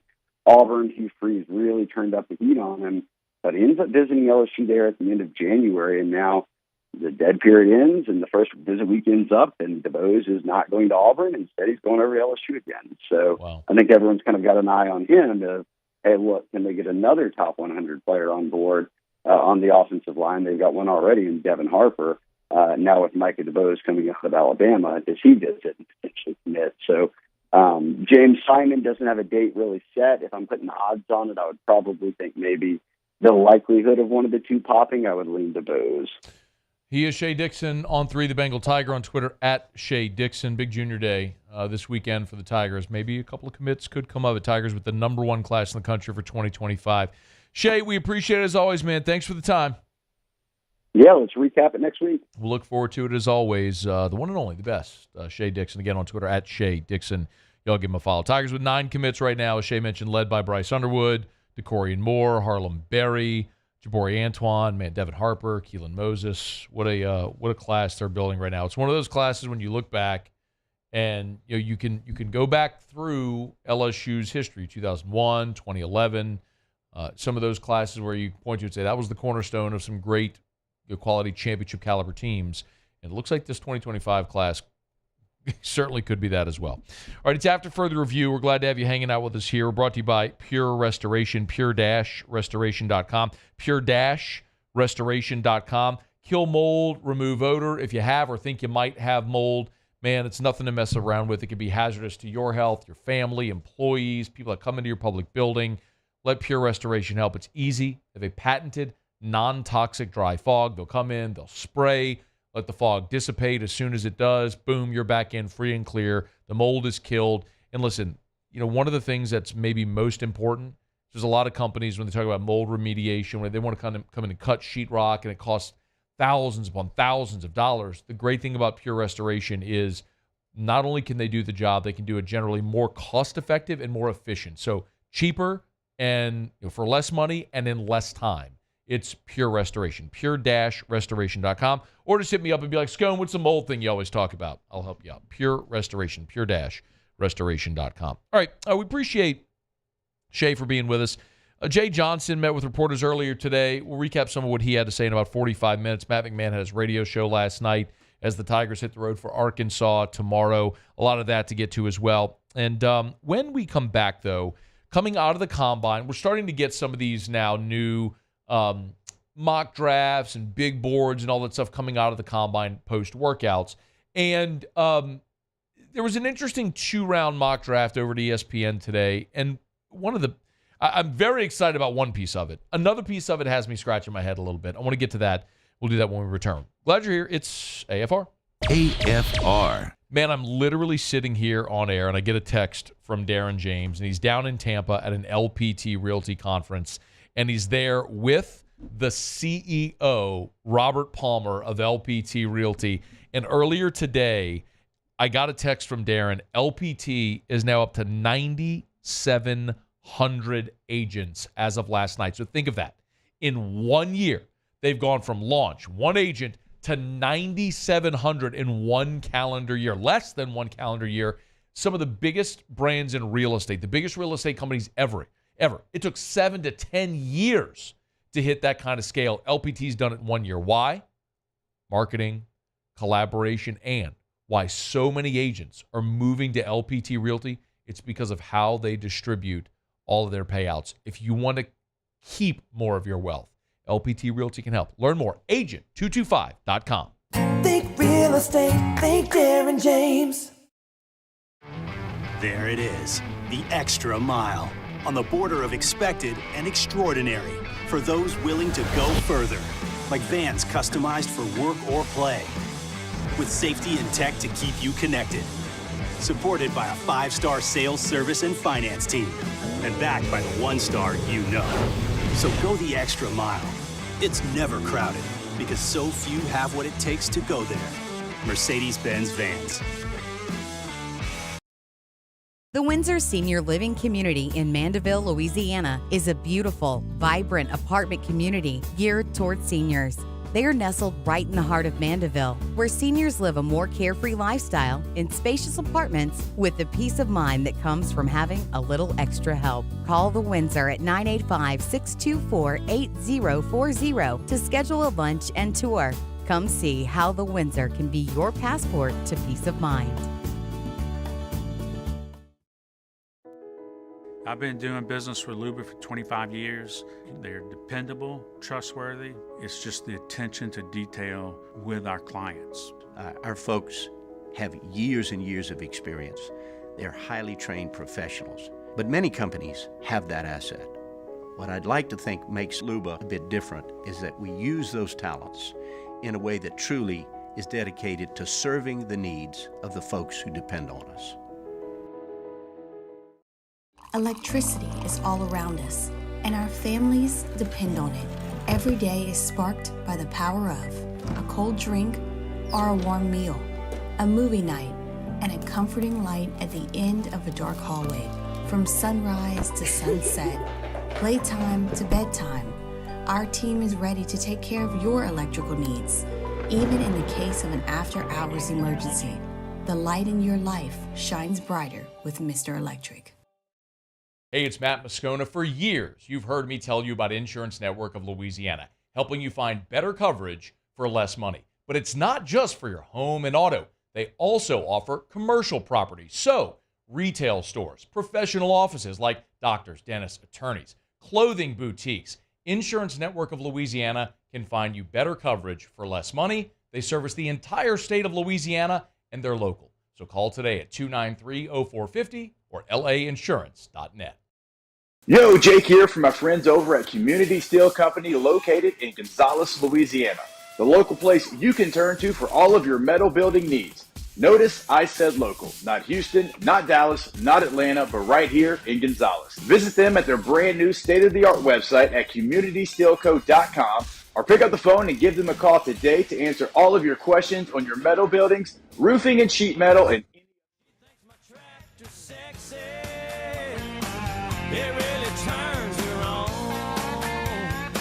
She's always staring at me while I'm chugging along. She likes the way it's pulling. After further review powered by Sunshine, your hometown John Deere dealer in Louisiana. We'll get to this 2-round mock draft here in just a quick second. Matt McMahon met with reporters. Of course, you know, he talked about the injuries to a couple of guys, Collins, Stewart, the suspension for Jalen Cook, but it's a huge week for LSU with 2 games to go, and it starts with a road game against Arkansas on Wednesday. You know, a lot of basketball left to be played, so excited about the opportunities ahead. I think we have a good focus. We know Arkansas is going to be a heck of a test Wednesday in Fayetteville. They were awesome on Saturday. I know it was a loss, but anytime you roll into Rupp Arena and throw up 102 points, shows you how talented that team is. And I thought guys really responded well. Good practice today, and we'll be locked in, ready to go on Wednesday. It's obviously been a challenging year for Arkansas.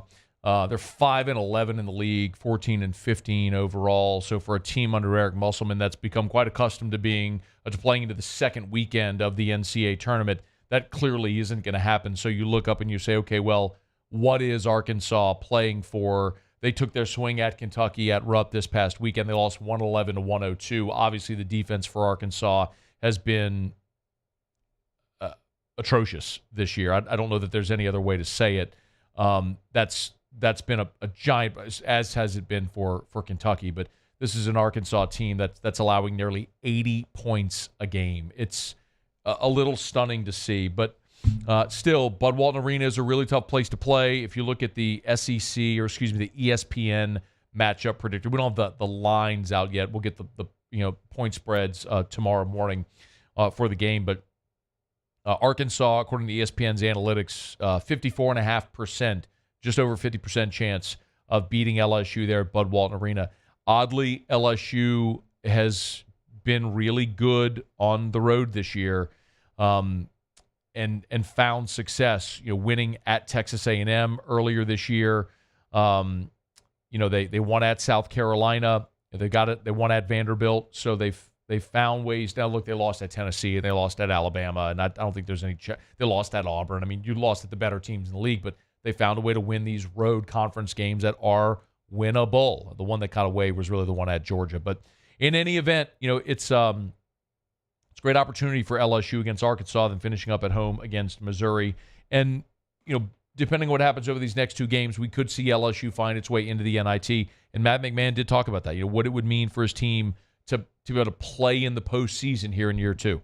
Oh, I think it would be huge, Chris, and it's a great question. Certainly came to LSU with goals of being an NCAA tournament team and winning games in the NCAA tournament. But where the program was when we got here, even where we were 3 months ago, the progress that these players have made through their commitment, their hard work, the ability to be resilient after some tough losses back in January, we are really locked in on trying to finish this last week strong and put ourselves in a position to keep playing as we're entering into March here.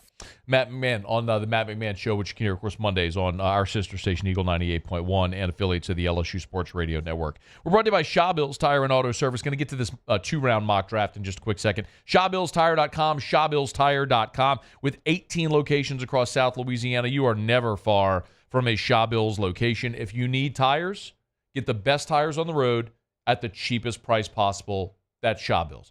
And yes, they're going to sell you name brand tires at wholesale prices, but more importantly, they're going to treat you like family.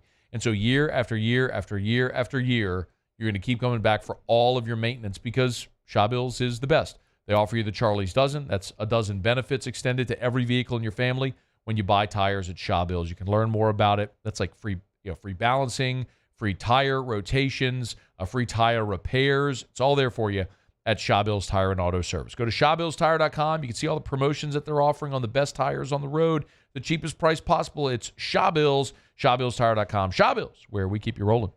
There's a mock draft now post-combine up over at ESPN.com, and it was Jordan Reed who did it. I don't think there's any great surprise. He's got Caleb Williams 1, Drake May 2. He does have Jaden Daniels going 3 to the New England Patriots. But really, that's where the draft is going to start. Most everyone assumes here that Caleb Williams is going to go number 1. It's, is it Daniels or May, number 2? And really, I think it just depends who you ask. He does have Marvin Harrison going 4 to Arizona, but this is where it gets interesting from Jordan Reed's mock draft. The Bears, of course, who have 2 first-round picks because they have their first-round pick, and then they have Carolina's first-round pick. Remember, Carolina traded up to number 1 a year ago to take Bryce Young, so the Bears have Carolina's number 1 overall pick and their first-round pick. It's got the Bears trading up with the Chargers for the 5th overall pick, and at number 5, they have the Bears taking Malik Neighbors. And one spot later, the Giants taking Rome Odunze. So the Bears, in this situation, would be getting their franchise quarterback in Caleb Williams and a target to go along with Moore, DJ Moore they traded for a year ago, and obviously now would have Malik Neighbors. So what a tandem that would be for Caleb Williams if they could make it happen. The scenario that they play out for New Orleans, again, if you've listened how I feel about this, I'm probably going to be good with whatever the Saints do because they have so many needs. If Brock Bowers is there, awesome. If they decide to go with the number 1 wide receiver, I'm good. If there's a franchise left tackle, yes. If there's an edge rusher, cool. There's so many needs on this team that I'm at 14, it should be a draft with a run on quarterbacks because, by the way, he does project J.J. McCarthy going 11 to the Minnesota Vikings. So if Kirk Cousins isn't back in Minnesota, that's another quarterback potentially off the board. So you're talking about those top 3 and then McCarthy, which is just, again, if 4 quarterbacks go off the board before the Saints pick, that's going to push a great player to New Orleans. And in this instance, Reed is projecting Talise Fuaga, the offensive tackle from Oregon State, to New Orleans. That's my hope. My hope is at 14, there's a great offensive tackle on the board, and the Saints snag him. J.C. Latham, they have going off the board at 18 to Cincinnati. That'd be protection for Joe Burrow, but if the Saints go with Latham, I'm good with that as well. Amarius Mims, the offensive tackle from Georgia, going 20 to Pittsburgh. I guess my point is there's a lot of good offensive tackles in this draft, and one of them is very likely going to be on the board for the Saints at 14 if they choose to pull the trigger there, which I think they should. The thing that was a bit head-scratching was Brian Thomas. Now, my feeling is Brian Thomas certainly solidified himself as a first-rounder running a 4.3 340. I don't think many people have him this low in round 1. But at number 30 overall to Baltimore is where Jordan Reed is projecting Brian Thomas. It certainly seems like it's going to be hard for Brian Thomas to get out of the 20s, but here they have him at 30 to Baltimore to pair with Zay Flowers. And certainly Lamar Jackson would be thrilled to have a guy like Brian Thomas in that offense, but I'd be surprised if he were on the board that late. When you get into round 2, this is where you start to see some of the cumulative effect of guys not performing well at the combine. Like the first pick of round 2, Jordan Reed is mocking Keon Coleman, the wide receiver of Florida State, to Carolina. Now, that'd be a great pick for Carolina, and Keon Coleman's great, but when you go run a 4.6, that's the effect, right? We talked about how guys performed at the combine was going to create some of that movement at the wide receiver position, with Brian Thomas solidifying himself, and there's Keon Coleman dropping into round 2. There were no other LSU players off the board in round 2, but again, Bo Nix all the way down at 39 to the Giants. Bo Nix falling out of round 1 down to round 2. And remember, the Saints have a second-round pick from the trade with Denver involving Sean Payton. So they have the Denver's second-round pick. In which is 45 overall. One spot before the Saints, though, he's got the Raiders taking Michael Penix. So Bo Nix and Michael Penix falling in round 2. And he's got the Saints at 45 taking Chris Braswell, the edge from Alabama. So if this were to play out for the Saints, I'd be pumped. You'd get a franchise tackle with your first-round pick and an edge rusher with your second-round pick. And I know. You took an edge rusher with your second-round pick last year, and so far it hasn't gone great with Isaiah Foskey. You took Trevor Penning with a first-round pick 2 years ago, and that's gone bust. And it's necessitated continuing to draft players at these positions because you seemingly have missed on those. But that doesn't mean just because you used a pick on them before, you can't use them now. Like, you have to continue drafting these players because they're still positions of need. And if the Saints come out of this draft taking offensive tackle and edge rusher with their first 2 picks, I'm going to be excited about it if that's the direction they go. So I like what Jordan Reed has done here. A little surprised to see Brian Thomas down at number 30. But where he's got Jaden, 3 to New England, Malik, 5 to Chicago, part of a trade, Brian Thomas in round 1, and the Saints going offensive tackle and edge rusher at 14 and 45. I would absolutely rubber stamp. I'd co-sign if that's the way it were to play out for New Orleans. Okay, it's after further review. Our Tuesday shows are powered by Sunshine, your hometown John Deere dealer in Louisiana. Big shout out to all the farmers in Louisiana as well. I was talking to Grace over at Sunshine last week, and I was out of town last week, but she was saying, hey, look, give a shout out to all the crawfish farmers in the state. It's been a rough go, no doubt. But happy planting for all the rice farmers as well.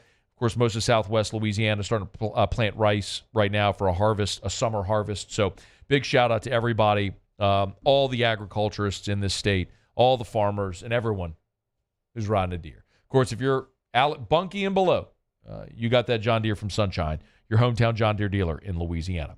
Okay, a quick break. We'll come back. Spring football getting started around the conference. Brad Crawford from 247 looks at some of the biggest spring storylines. We'll do that when we come back next. It's AFR.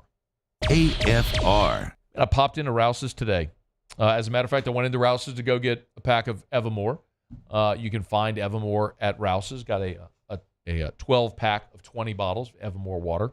Got me some lunch at Rouse's today. I love, if you've never had it, they have a grab-and-go bowl. It's beef and chicken teriyaki with fried rice. It is delicious. I mean, you can eat half of it for lunch, save the other half for dinner, whatever you want to do. But they've got grab-and-go meals ready. They've got the hot bar, the salad bar. If you're looking for lunch or dinner, Rouse's is perfect. And, of course, if you're making groceries, Rouse's. Pull up the Rouse's app.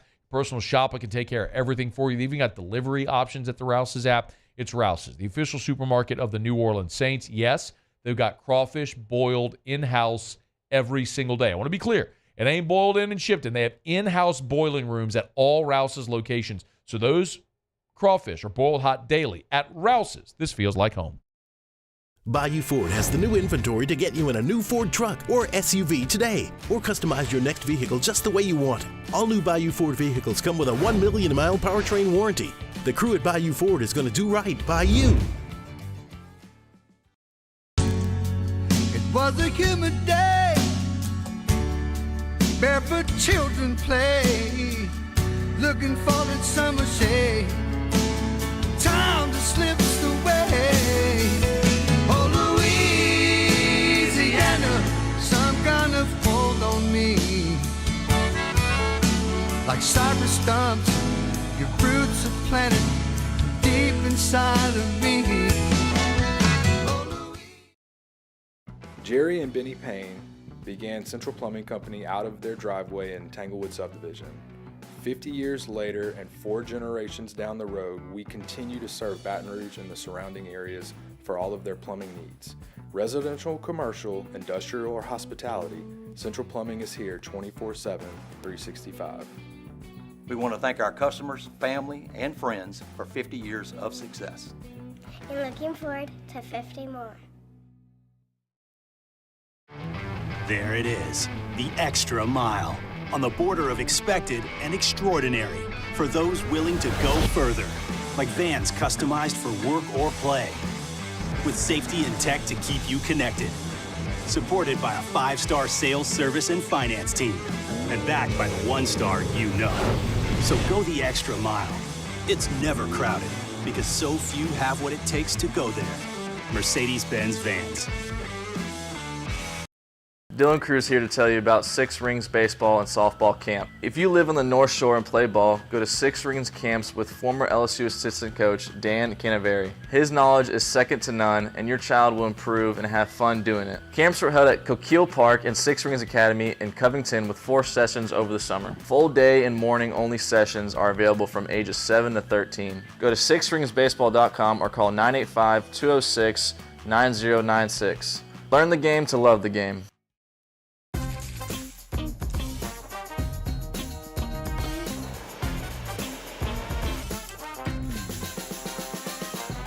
The best kept secret in town is out. Discover Tallulah at the Renaissance Hotel on Bluebonnet.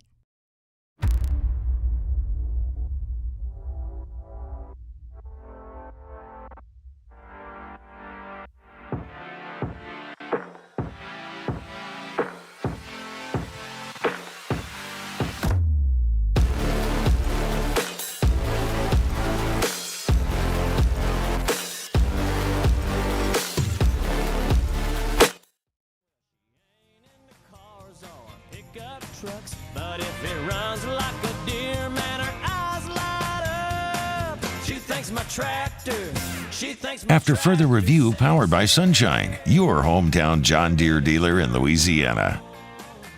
Well, amid a pile of rubble, burning ash, spring football kicked off in Tuscaloosa and around all of the Southeastern Conference. Brad Crawford from over at 247 took his shot at the biggest 10 storylines around the conference as spring ball gets kicked off around the SEC. He's good enough to join us for a couple of minutes here. Brad, how are you, man? Hey, thanks for having me today, man. Appreciate it a bunch. Of course. It's always our pleasure. So let's start in Tuscaloosa. Just go. No Nick Saban. Just go. Yeah, it's certainly different, man. I've covered the SEC. This is my 12th season now. Nick Saban was there previous 17 years, and now Kalen DeVore, brand new coaching staff, really a new roster, a lot of portal acquisitions. a top 3 signing class. I think a lot of those freshmen, or at least a few of them I know, are going to play specifically in the secondary. Then it's a quarterback situation. Julian Shea signed with them, 5-star, one of the top players this cycle in 2024, transferred to Ohio State. And I think he was going to be the future in Tuscaloosa under DeBoer at the position. That's probably after Jalen Milroe, Austin Mack, the Washington transfer. So a lot to look forward to, man. I can't wait to see the A-Day game here in a few weeks, next month in Tuscaloosa, and just, see how this Alabama team, does it warrant top 5 billing a few months from now in August when the AP poll comes out, or is it more like a, number 9 or number 10 team? What's your suspicion there? Outside the top 5. Yeah, I'm actually one of the few national analysts, man, that does not have Bama making the playoffs in 2024, despite, the 12-team expansion. Hey, man, you lose 33 players in the portal and the greatest coach of all time. I'm expecting it's different. Yeah, I'm in lockstep with you there. Of the other new coaches outside of Kalen DeBoer, who do you think is most interesting this spring? As far as in the SEC? In the SEC. I think the LSU defensive coordinator hire, Blake Baker, that's huge for me. I mean, Brian Keli, second straight 10-win season at LSU, and then fired his defensive staff and then went and plucked the guy who was the D coordinator for a top 10 team. That was a power move for Brian Keli. And that's part of the reason I've got him as the second best coach nationally behind Kirby Smart entering this season. I think he's going to get to a playoff potentially in 2024.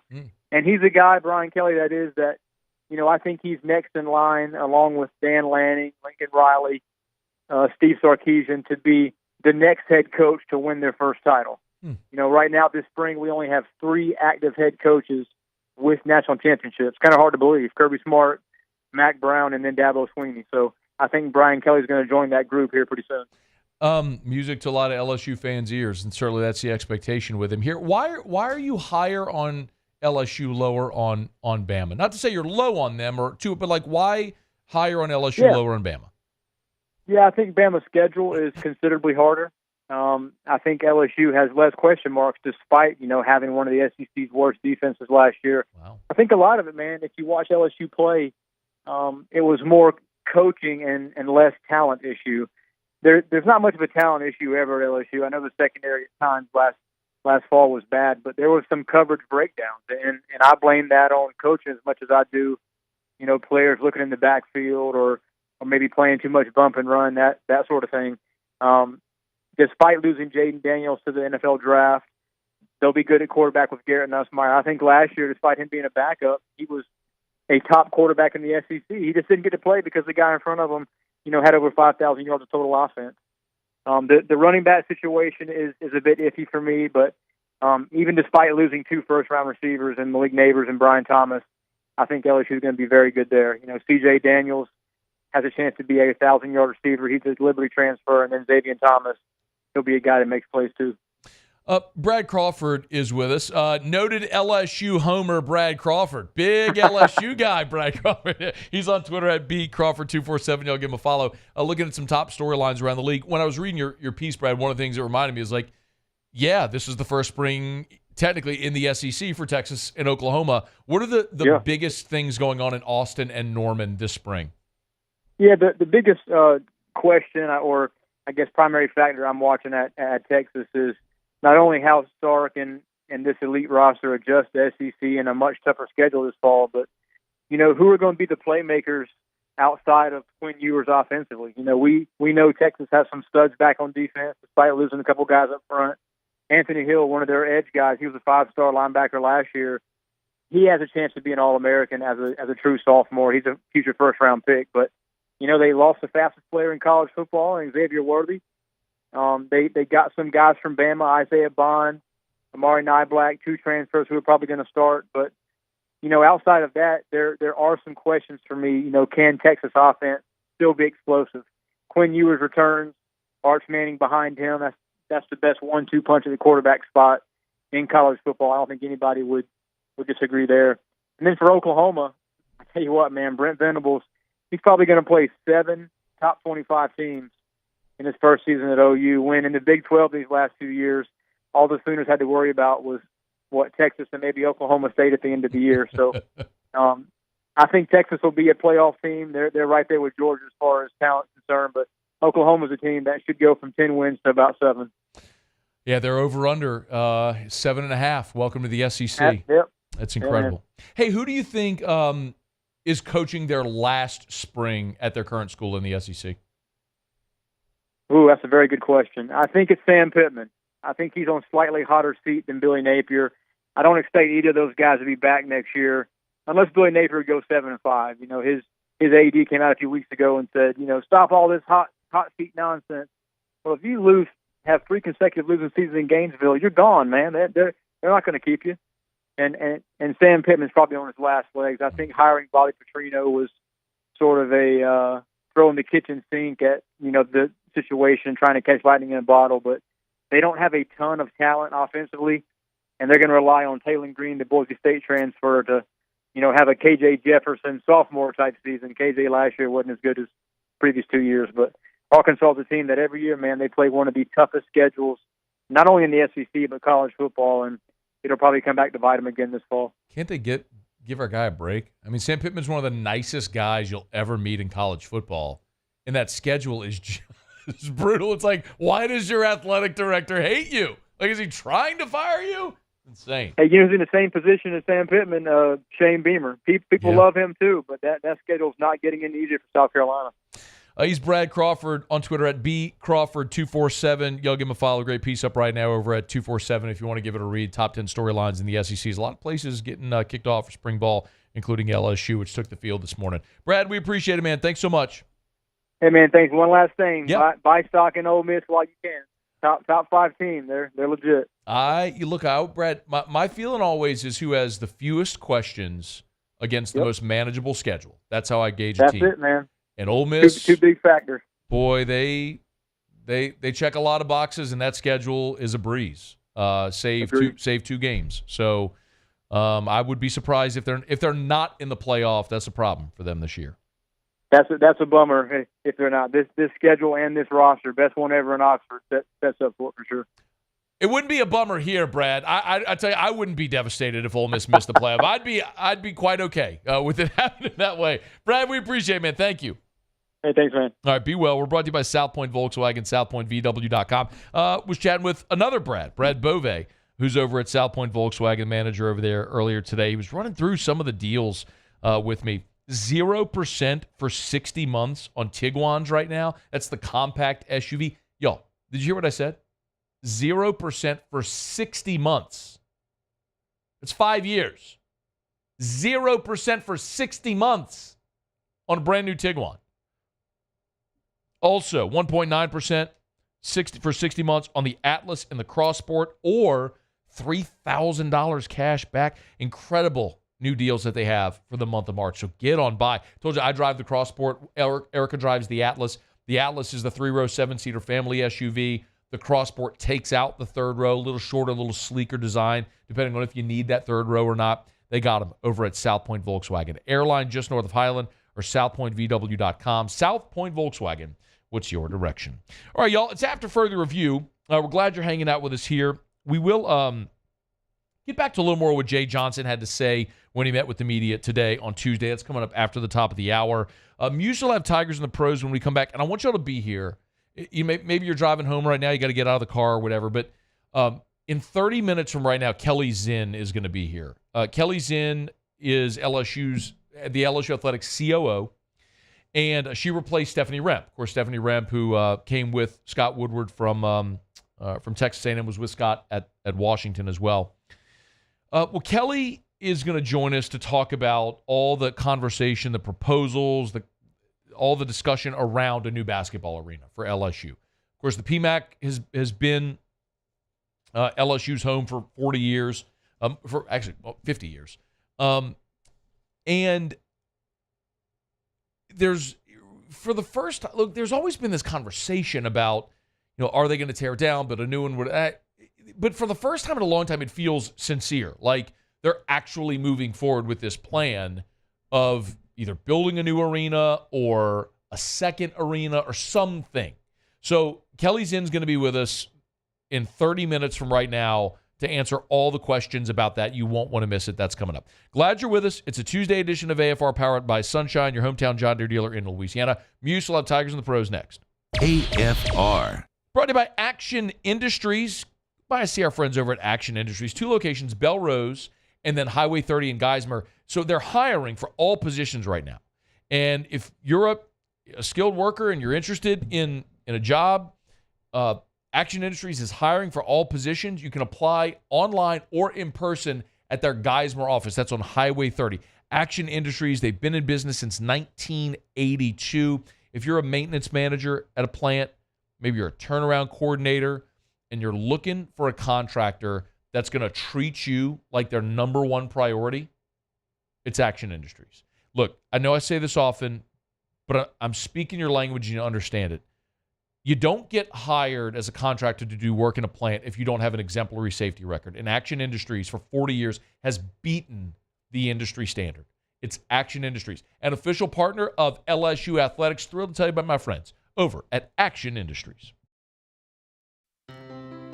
When it comes to ending cancer, we push forward, always working together for you. That's why our cancer experts at Ochsner have clinically integrated with MD Anderson Cancer Center. This means advanced cancer care, including access to life-saving clinical trials and integrating care to treat the whole you. Introducing Ochsner MD Anderson Cancer Center. Long live you. Gulf Coast Office Products is a nationally recognized Savin office equipment dealer based right here in Louisiana. Over 100 employees strong, Gulf Coast has the boots on the ground to support all vertical markets, from education, engineering, legal, and finance. With the latest in office technology, from desktop to production segment units, Gulf Coast and Savin have the perfect fit for you. Call 225-756-2644. That's 756-2644 for Gulf Coast Office Products. I've been doing business with Luba for 25 years. They're dependable, trustworthy. It's just the attention to detail with our clients. Our folks have years and years of experience. They're highly trained professionals. But many companies have that asset.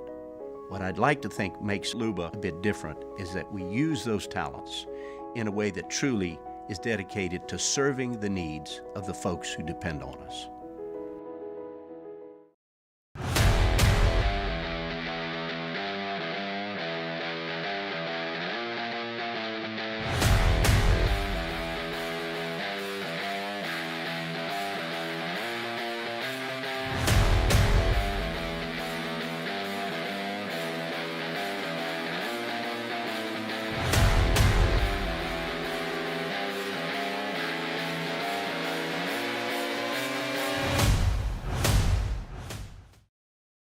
BRAC teamed up to reimagine your parks, and you imagined big. With your help, we went to work, creating 12 beautiful community parks across the parish. A family-sized water park, miles and miles of trails, and parks just for your dogs. There are more places to splash, to explore, to run wild, and even soar. You imagined, we delivered. Gold. BRAC, your #1 park system in the nation. Electricity is all around us, and our families depend on it. Every day is sparked by the power of a cold drink or a warm meal, a movie night, and a comforting light at the end of a dark hallway. From sunrise to sunset, playtime to bedtime, our team is ready to take care of your electrical needs, even in the case of an after-hours emergency.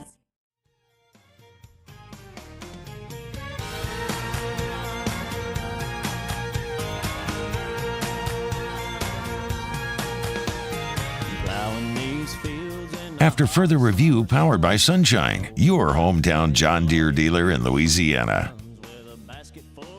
I got a message on the text line from Tybris, who said, I have to stop listening to this show because hours earlier I was singing She Thinks My Tractor's Sexy. I don't see a problem with that at all. It's a great song. What is this song that he's speaking of there, Muse? She Thinks My Tractor's Sexy. Yeah, it's like a pretty big country hit by Kenny Chesney from back in the day. Maybe you should play it. This is it. Oh, this right here? This one right here. Oh, this is the song he's talking about? This is the one. Well, why was he singing that hours earlier then? I don't know. I've never heard this song. I don't know. Huh. It's a good one, though. You like it? What do you think? Okay. You know. Okay. I mean, kind of ridiculous, Muse. I mean, Sexy Tractor? Hey, That's man. the name of the song? To each their own. I suppose You so. like what you like. Yeah. Why would Tiber's hour said I have to stop listening because hours earlier I was singing She Thinks My Tractor Sexy. We've only been on for 1 hour. Well, almost 2. Well, I've never even heard this song. Yeah, so I mean. But it's fitting, Muse. You know, did you know that our Tuesday shows are powered by Sunshine, your hometown John Deere dealer in Louisiana? Yeah. So it's almost like it's some good synergy that this song is about tractors, and obviously we sell tractors here on Tuesday. Yeah. Zero-turn mowers as well. Those are good. You know. Come in handy. Whatever you need. They got you.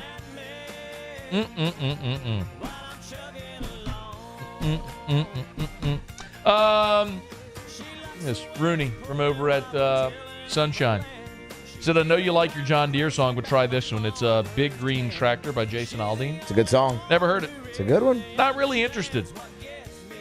Not really interested. I like this one. Okay. I'll come around on it, Muse. All right, good. Yeah. Good. We'll bring it maybe back. We'll try that one. Yeah, we'll bring it back. We'll get something new next time. Okay. Try something new next time. Maybe you can surprise me with something new next time. Okay. Yeah. All right. It's after further review. Muso, Tigers in the pros. Tigers in the pros. They still bleed purple and gold. They're just really rich now. Sometimes timing can be a funny thing. Yesterday during this segment, we were talking about when Paul Skeens might get his call up to the major leagues at some point this season. Kind of established maybe July would be that time. And then today, the Pittsburgh Pirates announced that Paul Skeens will start his his season in the minor leagues. So kind of reaffirming a little bit of the conversation we had. Obviously, 2 appearances so far in spring training for Skeens. Both have gone very well. He is the number 1 pitching prospect in Major League Baseball, and he will start in the minor leagues. Makes sense. Seems like a good plan. Yeah. I mean, I'm sure it has happened that a rookie has made the opening day big league roster. It's just not really a common thing. Yeah. So, anyway. It's the expected move. Yeah. Jamal Adams, his time in Seattle done. Tom Pelissero today, along with a couple other Seahawk players. Jamal Adams is on the chopping block. He will be cut up there in Washington State area. Only 10 games played the last 2 seasons for Jamal. Injuries have been a big problem, and the contract obviously not justifying the means there with just the 10 games played. Yeah, it's going to save the move will save $27.5 million against cap. Yeah, it's a cap saving move, obviously.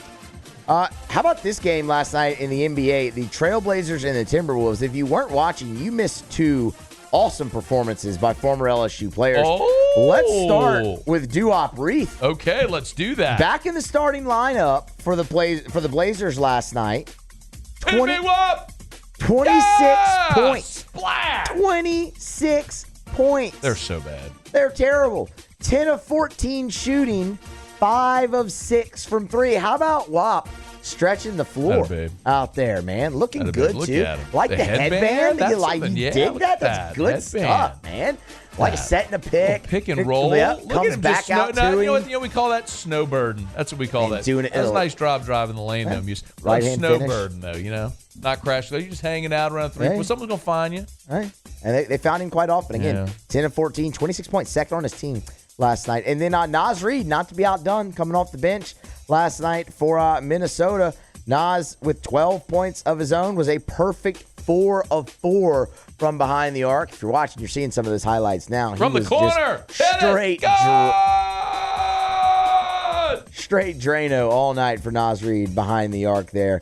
And then we'll wrap it up on the diamond. Josh Smith, a game currently still Game's still currently in action. 1 for 3 with a double, his third double of the spring, hitting 400. That Josh Smith. It's Tigers and the Pros. Presented by Relief Windows and ReliefWindows.com. Energy-efficient replacement windows, beautiful entry doors, hardy plank vinyl siding. They do it all. Did I mention a lifetime transferable warranty on labor, material, and glass breakage? I'm curious if you've ever heard any other window company ever advertise a lifetime transferable warranty on labor, material, and glass breakage.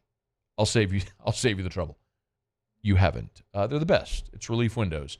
They stand by their work, and one of the things Brandon Holly always says, he says, I kind of like it when people complain because that's when we get to show them who we are.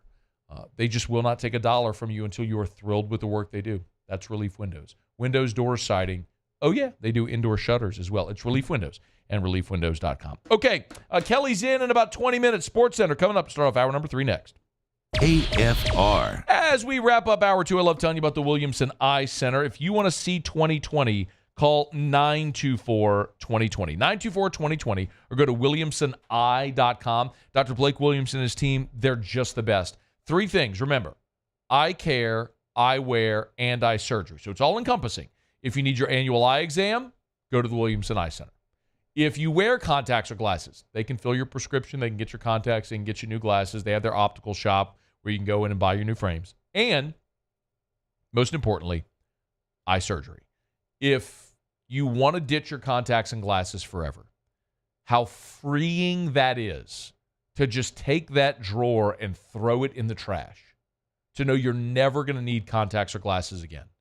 Solution, the contacts case, the glasses that you put on at night when you take your contacts out, although you haven't updated the prescription in 6 years, the Williamson Eye Center can make it happen. 924-2020 or williamsoneye.com. It was a humid day, barefoot children play, looking for that summer shade, time just slips away. Oh, Louisiana, some kind of hold on me, like cypress stumps, your roots are planted deep inside of me. I've been doing business with Luba for 25 years. They're dependable, trustworthy. It's just the attention to detail with our clients. Our folks have years and years of experience. They're highly trained professionals. But many companies have that asset. What I'd like to think makes Luba a bit different is that we use those talents in a way that truly is dedicated to serving the needs of the folks who depend on us. Hey, it's Matt Moscona. For years, you've heard me tell you about Insurance Network of Louisiana, helping you find better coverage for less money. But it's not just for your home and auto. They also offer commercial property. So, retail stores, professional offices like doctors, dentists, attorneys, clothing boutiques. Insurance Network of Louisiana can find you better coverage for less money. They service the entire state of Louisiana, and they're local. So call today at 293-0450 or lainsurance.net. Yo, Jake here from my friends over at Community Steel Company located in Gonzales, Louisiana. The local place you can turn to for all of your metal building needs. Notice I said local, not Houston, not Dallas, not Atlanta, but right here in Gonzales. Visit them at their brand new state-of-the-art website at communitysteelco.com or pick up the phone and give them a call today to answer all of your questions on your metal buildings, roofing and sheet metal, and any other steel needs you or your business need at 225-647-2020. There it is, the extra mile, on the border of expected and extraordinary for those willing to go further, like vans customized for work or play, with safety and tech to keep you connected. Supported by a 5-star sales, service, and finance team, and backed by the 1-star you know. So go the extra mile. It's never crowded, because so few have what it takes to go there. Mercedes-Benz Vans. Jerry and Benny Payne began Central Plumbing Company out of their driveway in Tanglewood subdivision. 50 years later and 4 generations down the road, we continue to serve Baton Rouge and the surrounding areas for all of their plumbing needs. Residential, commercial, industrial, or hospitality, Central Plumbing is here 24/7, 365. We want to thank our customers, family, and friends for 50 years of success. And looking forward to 50 more.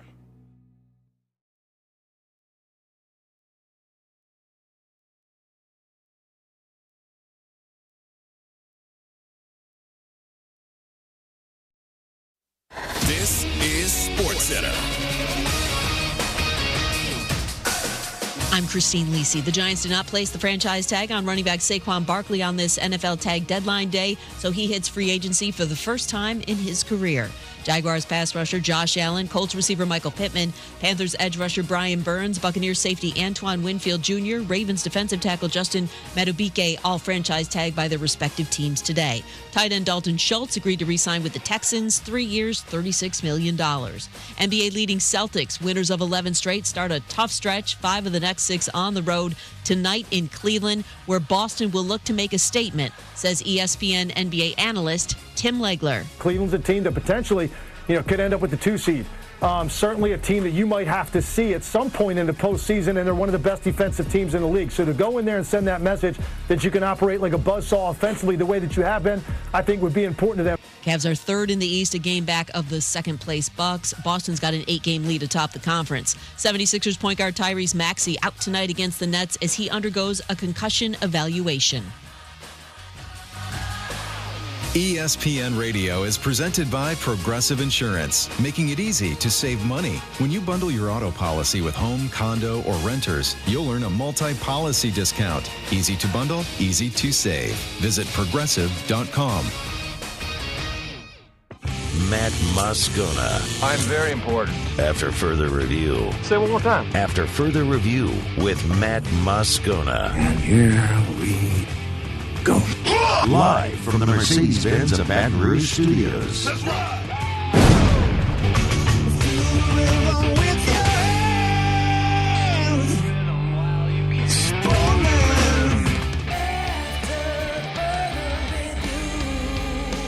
Hour 3, off we go. Welcome aboard. Glad you're with us. It's AFR, powered by Sunshine, your hometown John Deere dealer in Louisiana. I'm Matt. You're a loser, man! Hey, shut up, kid. Paul O'Neill. They're chanting Paul O'Neill's name.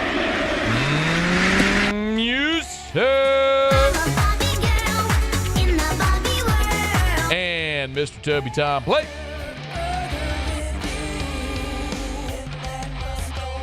All right, we're here. Glad you are as well. 5 o'clock quitting time. Glad you are driving home with us. Keli Zinn, LSU Sports Chief Operating Officer.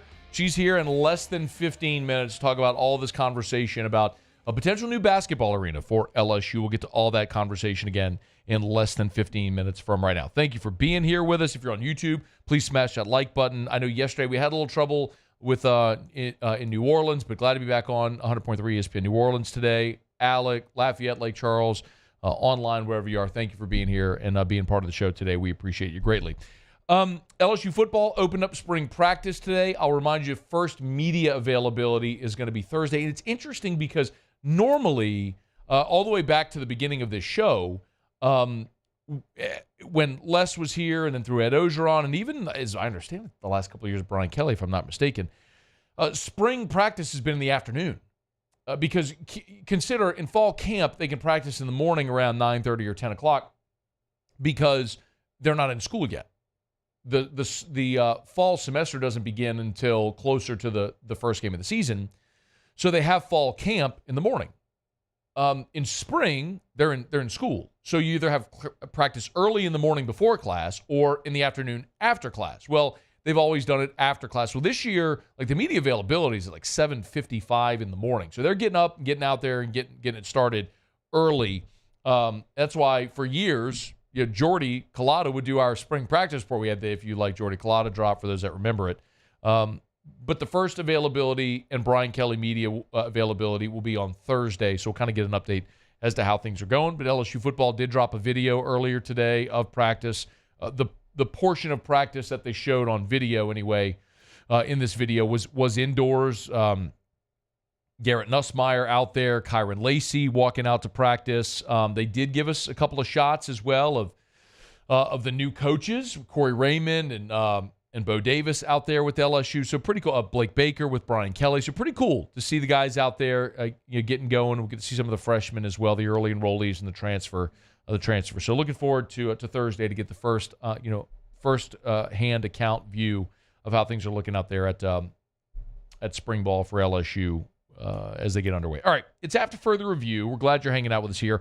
Tomorrow's a big day. LSU basketball is on the road at Arkansas. LSU baseball is on the road at Southeastern. Jay Johnson met with reporters earlier today, and he was asked about possibly settling on a lineup.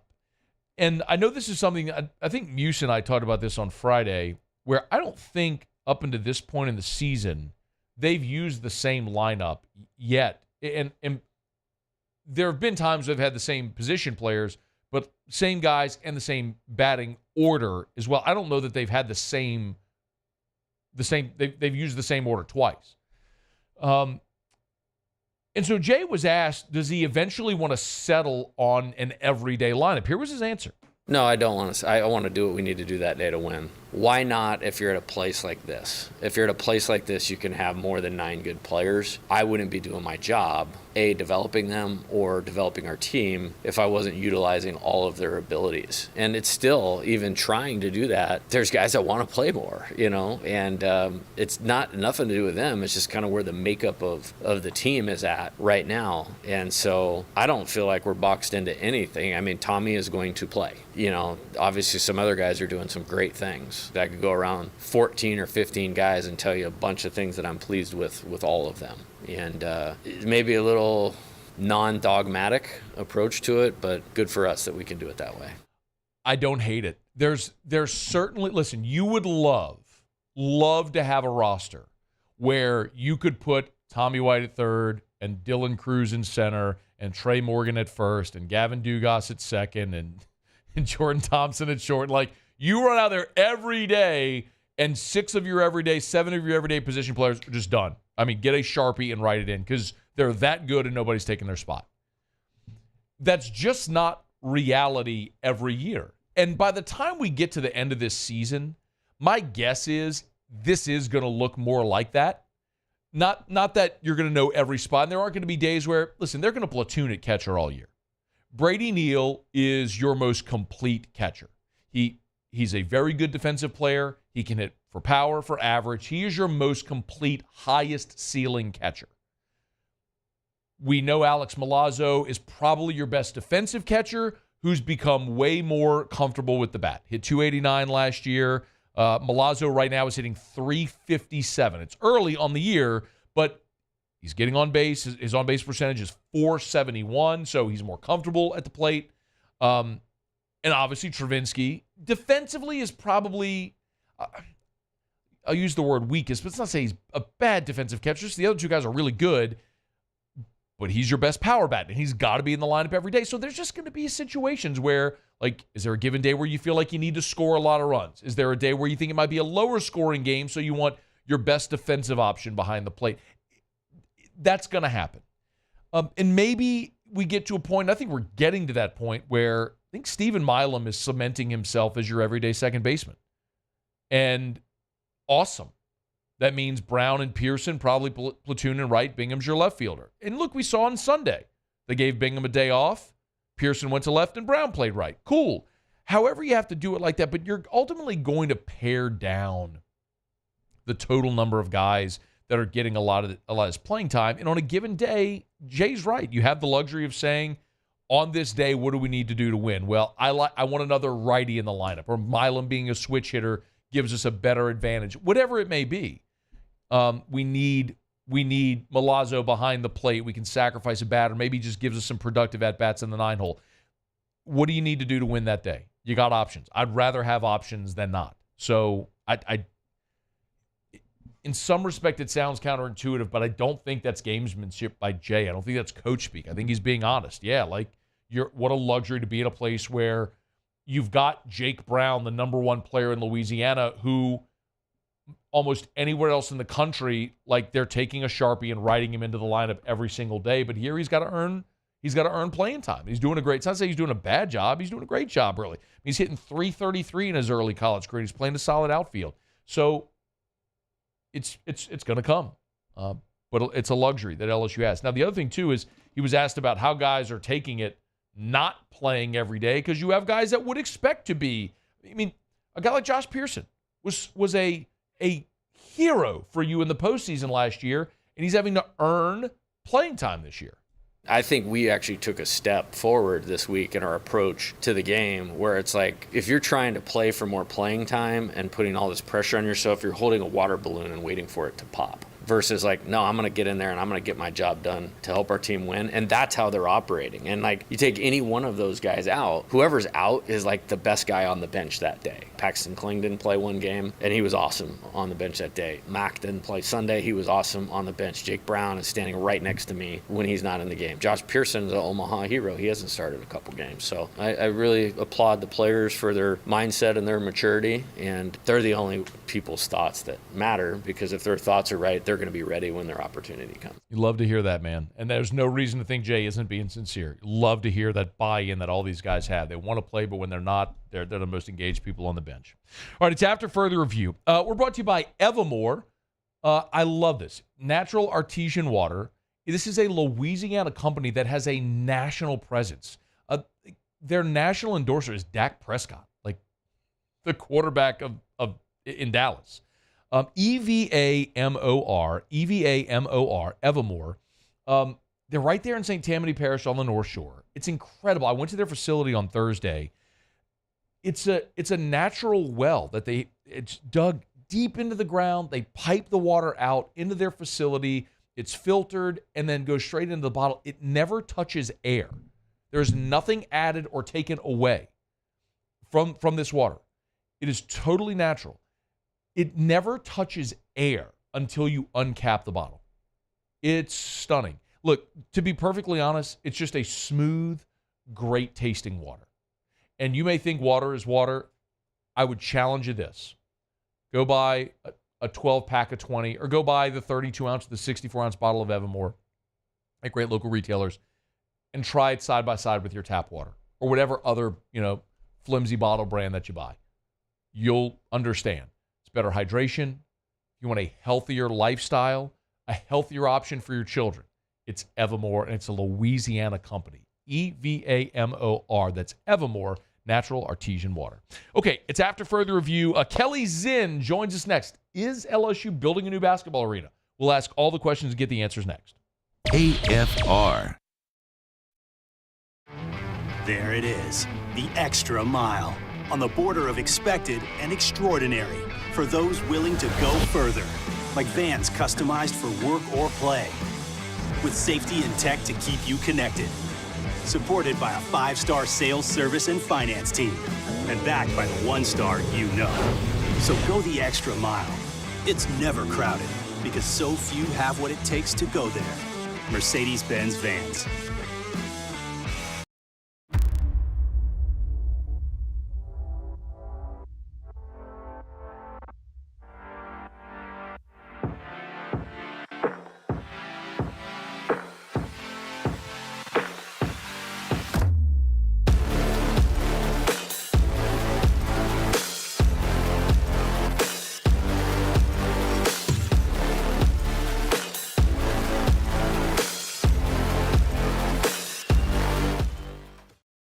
Dylan Cruz here to tell you about Six Rings Baseball and Softball Camp. If you live on the North Shore and play ball, go to Six Rings Camps with former LSU assistant coach Dan Canaveri. His knowledge is second to none, and your child will improve and have fun doing it. Camps were held at Coquille Park and Six Rings Academy in Covington with 4 sessions over the summer. Full day and morning only sessions are available from ages 7 to 13. Go to sixringsbaseball.com or call 985-206-9096. Learn the game to love the game.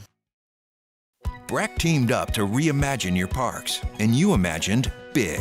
With your help, we went to work, creating 12 beautiful community parks across the parish.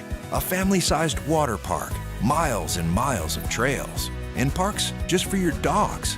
There are more places to splash, to explore, to run wild, and even soar. You imagined, we delivered. Gold. Breck, your #1 park system in the nation. Electricity is all around us, and our families depend on it. Every day is sparked by the power of a cold drink or a warm meal, a movie night, and a comforting light at the end of a dark hallway. From sunrise to sunset, playtime to bedtime, our team is ready to take care of your electrical needs.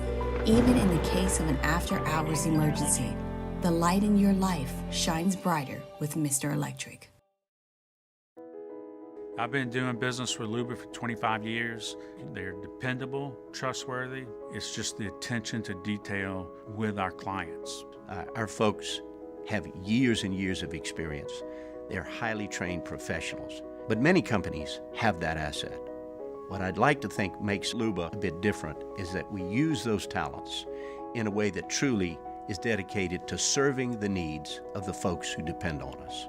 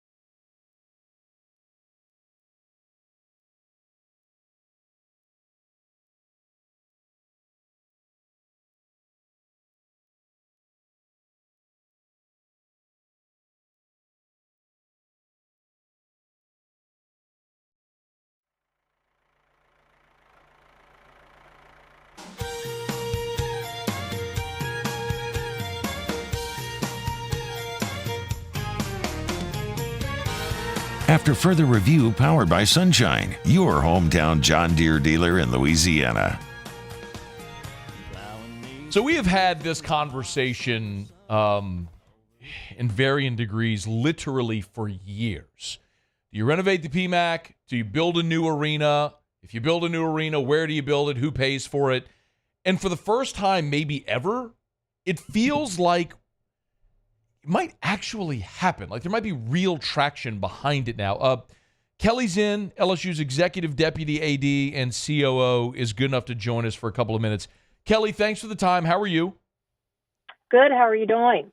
I'm fantastic. Thank you, and thank you for the time. Let me just start with a big picture question, then we can go kind of narrow.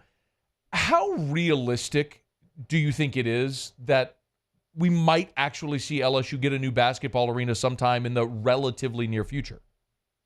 Yeah, I believe it's very realistic. And I say that because, we've recognized as there's been more attention on this externally in recent weeks, that a lot of people didn't know the extent of work that's been done up to this point. And I say that because we've been prepping and planning for this for over a year now, and really working pretty aggressively to get to this point. And so I believe it's very realistic, and it's something that folks are going to see here in the future. So about a week ago, there was a big conversation with the Board of Supervisors. Can you just catch us up to where everything stands right now, maybe in the most simplistic, big picture umbrella way?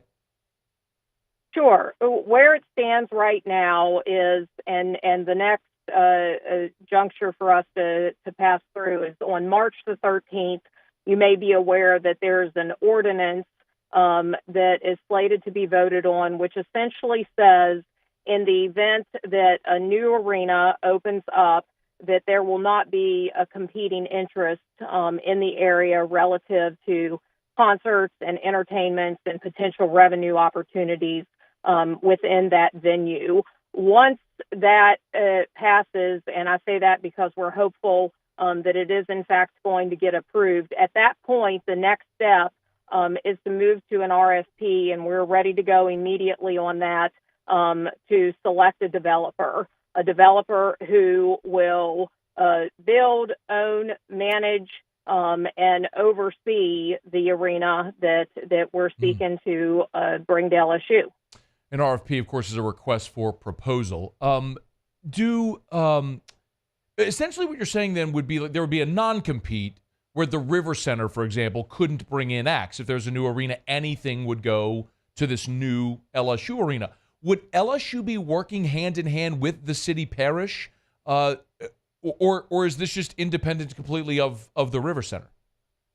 Yeah, no, we're working with multiple parties who are involved in this. Everybody from the Baton Rouge Area Foundation, the Baton Rouge Chamber, Visit Baton Rouge, the mayor, you name it. We've worked with a number of parties up to this point, and part of the reason for the ordinance is there have been a number of studies conducted up to this point, and one of the things that we've recognized, aside from the fact that there's clearly a void for entertainment and concerts within the region, it also appears that the River Center may be better utilized as a potential for conferences and convention space. It appears that there's a potential for a headquarters hotel there. And if you think about it in the context of that coming to fruition, what that does is it creates a continued opportunity for business in downtown. Right now, if you're just capturing the entertainment and concert space, you're arguably attracting people for one night. If you're bringing in folks for conventions and conferences, you're looking at 3 to 5 days that they're going to spend here. And so you're talking about, more heads in beds and an opportunity for hotels, more retail and economic development that right now we're not realizing. And so we had the opportunity to look closely at how much activity was taking place within the River Center over the past year. It's been minimal. And when you look at the upcoming year and the programming that's planned, you see even more of a decrease. And so I think there's an opportunity for both of these things to thrive. And the other thing that's good about it is things can move forward simultaneously, right? Our pursuit of the new arena wouldn't harm the efforts to allow the River Center to be reimagined and to move forward as well. And Keli Zinn is our guest. One quick follow-up. When you mentioned the River Center, and this may be outside of your purview, when you talked about the River Center maybe being sort of modified for conferences, are we talking about the main arena or the annex of the River Center? We're talking about the main arena, that the infrastructure that exists there. If you essentially took out the bowl, you have roughly 28,000 square feet of space that could then turn into that convention space. And then you would have the opportunity to attach a headquarter hotel to it. Interesting. That's so the idea here is obviously to be able to draw. Do you know, Keli, why more big acts and concerts don't come to Baton Rouge? Obviously, New Orleans and Lafayette tend to get the lion's share of those draws. Why is Baton Rouge passed over for things like that? Yeah, I don't know that I can necessarily speak to that on behalf of all the artists and what exists, but at the moment, you don't have the infrastructure in order to do that. So take, for example, and when we first started looking at the PMAC, right, part of the reason that we decided not to renovate the PMAC and instead seek a brand new arena was a result of the inability for that structure to have that revenue stream. And so what top artists are seeking when you're looking at AV and infrastructure and hanging video boards and all these other bells and whistles that exist in some of these other venues, it just doesn't exist here. And this would allow us to have something of that magnitude to attract those acts. How much would a new arena cost? You're probably looking at roughly $350 to $400 million. Okay. And how much might, and this is speculative, obviously, how much might that change depending on how long of a process this may be? Yeah, I mean, that's a good question. History shows us that for every year that passes, it's going to cost more. But I think that's where, and with us being poised to move very quickly and seek to get some shovels in the ground, I would hope that if we can accomplish that within the next 5 years, you won't see a significant cost beyond what I just shared with you. Okay. The next most gigantic question is who pays for it? The developer would pay for that. So they would assume the financial responsibility for that venue, and the funding on it would essentially shake out in a way where they would get all revenue from concerts and entertainment, from tickets to concessions, etc. LSU would retain the revenue that exists specifically to the competitions from our sports. And so we would retain all of the ticket revenue, concessions, parking, sponsorship, really all the areas of revenue that we have right now in our current infrastructure. So would LSU be a lessee? Say that again, I'm sorry. Would LSU be leasing the arena? For whatever events it may, basketball, baseball, or not baseball, obviously, basketball, gymnastics, whatever events it would host? There's a possibility for that. We haven't, obviously not having a developer, identified the specific terms of it, but we would essentially live in that building and function in it for the times that we have contracted, and then they would retain the additional days for all of their programming. You're likely looking at what we would expect to be a 30-year lease, and then after that 30 years, it would go to the university. Wow. Okay. Wow. So just to be abundantly clear, this isn't like we've seen with past developments where TAF would fund it and LSU would own it. This would be an independent, a third-party developer that would build it and ultimately lease the space to LSU for those basketball games or whatever else would be hosted there. That's correct. So where are the proposed sites that this would be built? Yeah, that's part of what we will learn within the RFP. So they'll be expected to tell us and select the preferred site that it will be located on. Up to this point, we've identified a few locations that it could go. Which that too is encouraging, right? There's not just one place to put it where we believe it could be successful. There's a couple options there. And so we hope to know that here within the next, probably 5 to 6 months. Would one of the options, I've just what I've heard, closer to the river, like where Tiger Park is, over near Alec Bach Stadium around the golf course, the current location, are those locations being considered? Not? Are there other? What can you tell us? Yeah, so you referenced there over by the current LSU golf course near the baseball stadium. There's obviously a ton of opportunity there with the amount of acreage that would be available on that site. There's also some land that's located between Burbank and South Quad. If you can recall that green space that exists there, that appears to be an option. We looked at one point, the possibility of relocating our current track and putting it there adjacent to the current PMAC. That's probably unlikely because in order to relocate the track, you're looking at both a cost and a timing that's just not favorable to this. But there are a number of options that exist, and already understanding that there have been teams that have expressed interest in this, we know that they're taking a close look at all of those sites.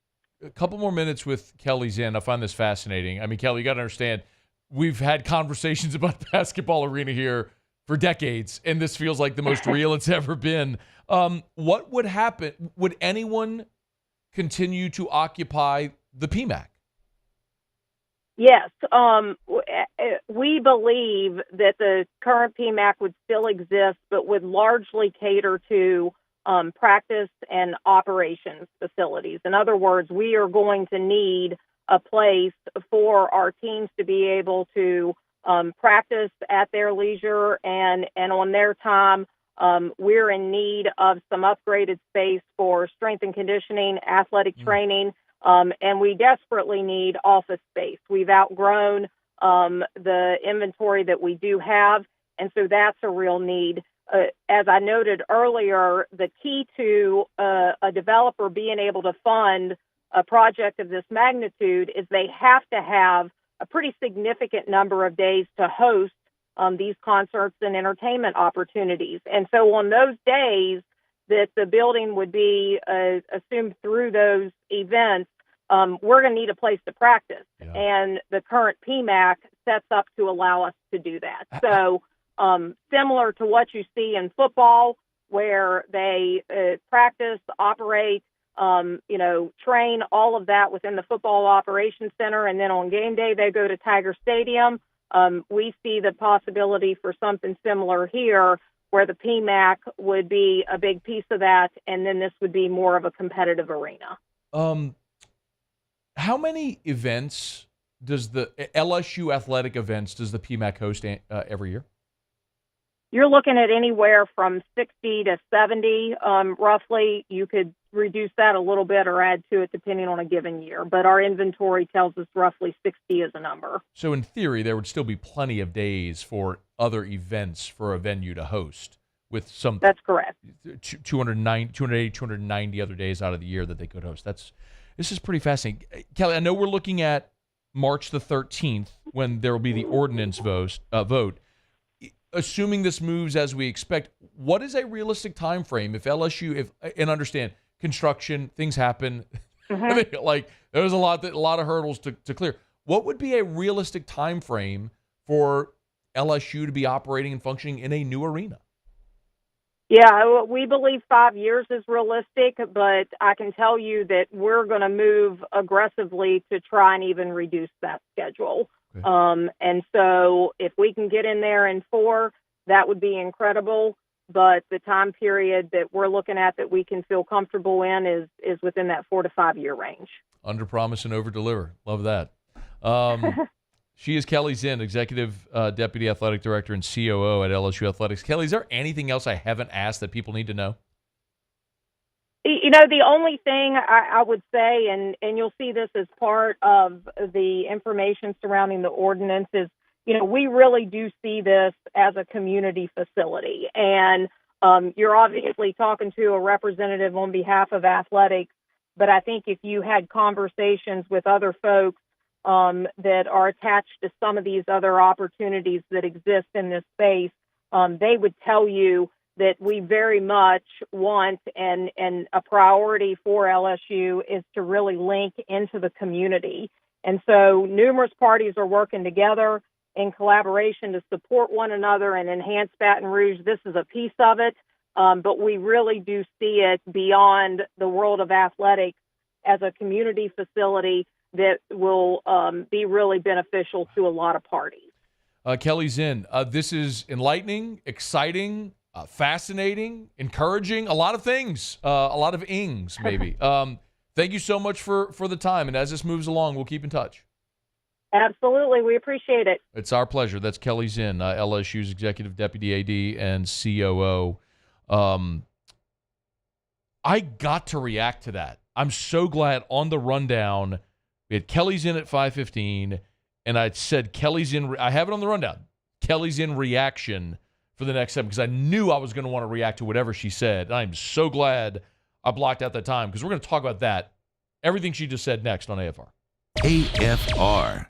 Get Gordon and get it done. Gordon McKernan Injury Attorneys on Twitter at Get Gordon, on Instagram and Facebook and TikTok, all the social media channels at Get Gordon. Give him a follow. And one of the things that I love telling you about so much is Gordon Gives. Gordon Gives is the charitable arm of Gordon McKernan Injury Attorneys. And, you'll talk to Gordon and he'll tell you if you ever have a chance. He's done it here on air and most anywhere that you go. But Gordon will tell you that he's been so blessed in his life and he loves to pay it forward to this community. And he shows that it's not just lip service. He shows that through his actions year after year after year. If you go to GordonGives.com, you'll see all the many different ways that the law firm gives back to our local communities, not just through NIL deals, but through so many other charitable ways. It's Gordon McKernan Injury Attorneys. You can go to getgordon.com. Get Gordon and get it done.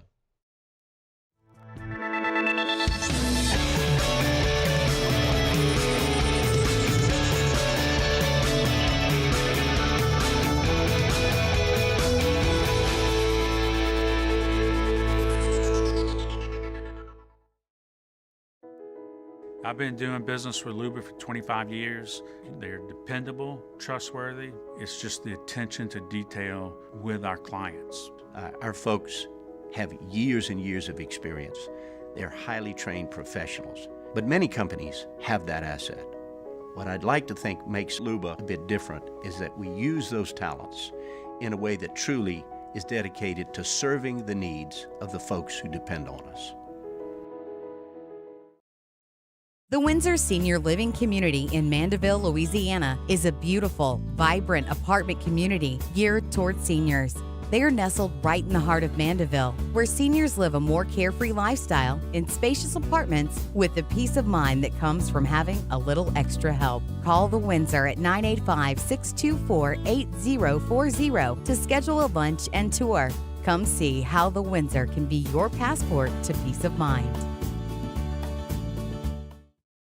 Hey, it's Matt Moscona. For years, you've heard me tell you about Insurance Network of Louisiana, helping you find better coverage for less money. But it's not just for your home and auto. They also offer commercial property. So, retail stores, professional offices like doctors, dentists, attorneys, clothing boutiques. Insurance Network of Louisiana can find you better coverage for less money. They service the entire state of Louisiana, and they're local. So call today at 293-0450 or lainsurance.net. Yo, Jake here from my friends over at Community Steel Company located in Gonzales, Louisiana. The local place you can turn to for all of your metal building needs. Notice I said local, not Houston, not Dallas, not Atlanta, but right here in Gonzales. Visit them at their brand new state-of-the-art website at communitysteelco.com or pick up the phone and give them a call today to answer all of your questions on your metal buildings, roofing and sheet metal, and any other steel needs you or your business need at 225-647-2020. There it is, the extra mile, on the border of expected and extraordinary for those willing to go further, like vans customized for work or play, with safety and tech to keep you connected. Supported by a 5-star sales, service, and finance team, and backed by the 1-star you know. So go the extra mile. It's never crowded, because so few have what it takes to go there. Mercedes-Benz Vans. At Relief Windows, we're more than windows. We're windows, doors, hardy plank, and vinyl siding. But our number one product is jug of sweet tea. I make a little room and she climbs on up. I open up her throttle and stir a little dust. Just look at her face, she ain't a fooling me. After further review, powered by Sunshine, your hometown John Deere dealer in Louisiana. Many, many thanks to Keli Zinn for joining us. If you missed that conversation, that was everything and more that I thought or hoped it would be. We just spent a solid 15 minutes with Keli Zinn asking and answering anything relevant about a potential new basketball arena. And if you missed it, just very simply, their time frame is 5 years, but they hope to get it done in 4. There's an ordinance that'll be voted on coming up on the 13th, so 8 days from now, that would allow for an RFP, which is a request for proposal from developers. Maybe the most there's 2 parts of this. Aside from the sports fan in me is fired up. Look, the PMAC it's history. It's been there since 72. It's named after Pete. We've all gone to games in there, and the spaceship and all the things, but it's also, you look around the conference and it's a dump. It's a dump. It's a 52-year-old arena and it's a dump. They've invested money in renovating and trying to keep it up to date. It's a dump. Okay, look around the league. Look at Auburn Arena. Look at the renovated Stegman Coliseum. Florida built a new arena. Like, the PMAC and Coleman Coliseum are the two worst arenas in the SEC, period. Not debatable. I would love to see something new as a fan.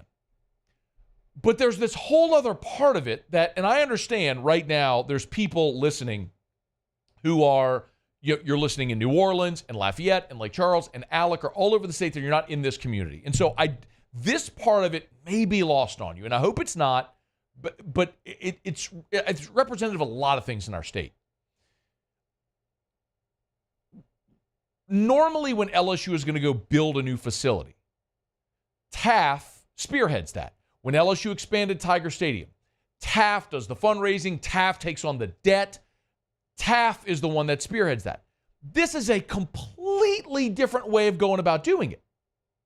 This is saying let an independent developer build it, spend the $350, $400 million to build it, and LSU will lease that space for, she said, a 30-year term, and after which LSU takes ownership of the building. It's like a rent to own. We'll rent it from you for 30 years, and then we own it. Okay. Now, what's the landscape like in 30 years? Don't know. But you don't have the giant upfront cost of fundraising and building it. You get to lease it. She said you keep all the revenue from your events that you host, the 60 to 70 events, and now you have a new appealing venue to bring music acts and other shows to Baton Rouge, which bypass Baton Rouge. For years, the story was, listen, I've been to a bajillion concerts in the Cajun Dome, and obviously in New Orleans. And because on the I-10 corridor, where you have New Orleans, Baton Rouge, Lafayette, all in such close proximity, events like acts aren't going to go to all three. Because you just figure, well, people will drive an hour either way, to New Orleans or to Lafayette. And one of the problems LSU had, as I understood it, is they couldn't sell booze at the PMAC for these events. So concerts aren't going to come to a place where they can't sell booze. And so you were looking at either the River Center or the Cajun Dome, and Cajun Dome gave better terms. That's why Lafayette has drawn so well with so many events over the years that would bypass Baton Rouge. So no, I don't know if this means it would take events from Lafayette. I don't know. That's maybe a consequence. We'll see, and we'll see how it goes. But it's exciting to think you're going to have something not only that would bring more, it would be a beautiful new venue for all of your LSU athletics.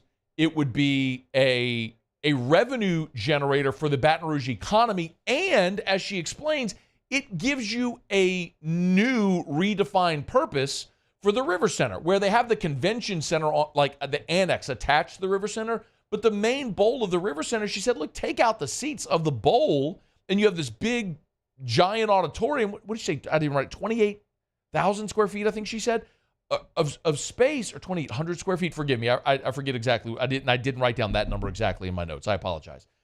But that could bring days-long conventions, and you could attach a hotel, build a new hotel that people would want to come and have their conference with a hotel attached. Got to think about like SEC Media Days. I'm not saying that event would come here, but when we go to like Atlanta or Nashville or Dallas, we're in a hotel that has ballrooms and convention centers attached to it. Like, that's what big cities do. That's the kind of progressive thing that that Baton Rouge doesn't do, because our city ain't progressive and has never been, unfortunately. But hopefully this is something where Scott Woodward, Keli, Zinn, LSU's leadership, working with the city parish government, and I don't know to what degree the state might be involved, to do something really cool, man. This is like actually progressive and forward thinking. It's so contrary. I know this sounds like a shot, but hell, it's my hometown. It's so contrary to what Baton Rouge is and has been for as long as I've been alive. I mean, this is awesome. I mean, yes, I would love for them to be able to locate a new arena at where the PMAC is now, or where the track is, and make it one big basketball facility where it's PMAC, practice facility, new arena, and all could sort of be used interchangeably for what she said. They're like for practice, for operations, for office space, however it may go. But if what happens is you have a new arena that's just down buy the new Alec box. Okay. And then you know what else? As an unintended consequence, because you have so much land and acreage there, you could actually build more lanes to get traffic out of there. You could build lanes into and out of and add on Nicholson or River Road. I'm getting ahead of myself, but it's all possible when you start to think in these terms. It's exciting, man. Hat tip to Scott Woodward and Keli Zinn, and I don't know if it's the Metro Council or the Mayor President's office or City Parish, whoever's working on all this hand in hand, or if it's just LSU doing it independently, I don't know. But hat tip to everybody involved. That's really, really exciting. If you missed our conversation with Keli Zinn, maybe you're just joining us, go catch it on demand. Of course, AFR on demand presented by Breck Golf. We spent a good 15 minutes going through all the what-ifs and particulars about this, and I just give a gigantic cosign. Like, rubber stamp, yes, please. It's After Further Review. We're brought to you by First South Farm Credit. Hey, LSU, you want to buy some land for a new arena? Call our friends at First South Farm. I think LSU already owns the land. But anyway, First South Farm Credit. You want to buy land to build a big basketball arena? First South Farm Credit. You want to buy land to build your dream home? First South Farm Credit. You want to buy acreage, 1,000 acres?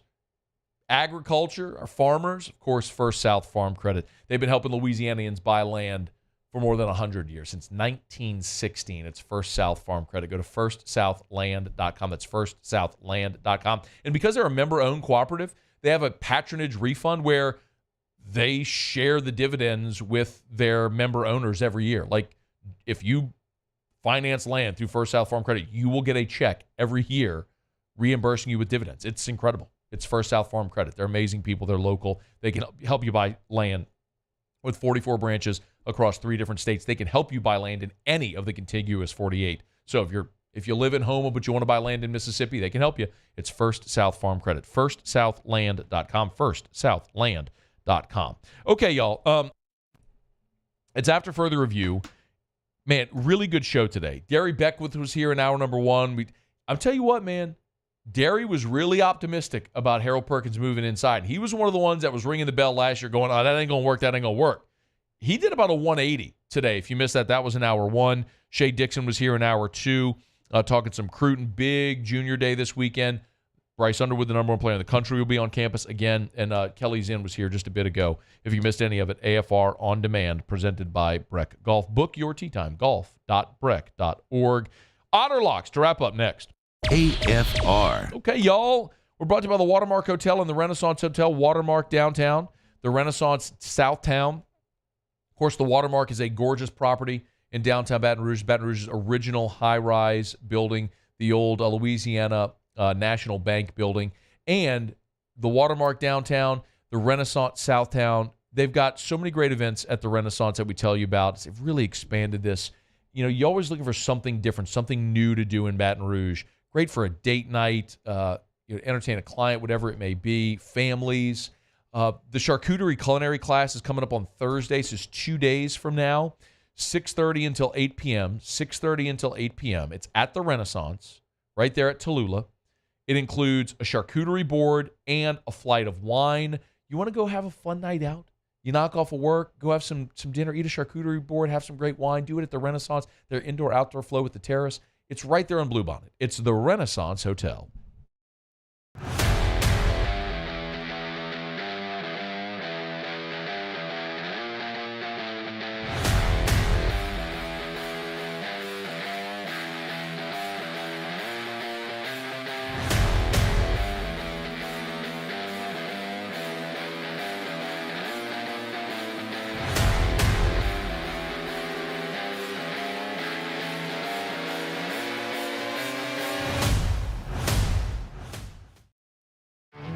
There it is, the extra mile, on the border of expected and extraordinary, for those willing to go further, like vans customized for work or play, with safety and tech to keep you connected, supported by a 5-star sales, service, and finance team, and backed by the 1-star you know.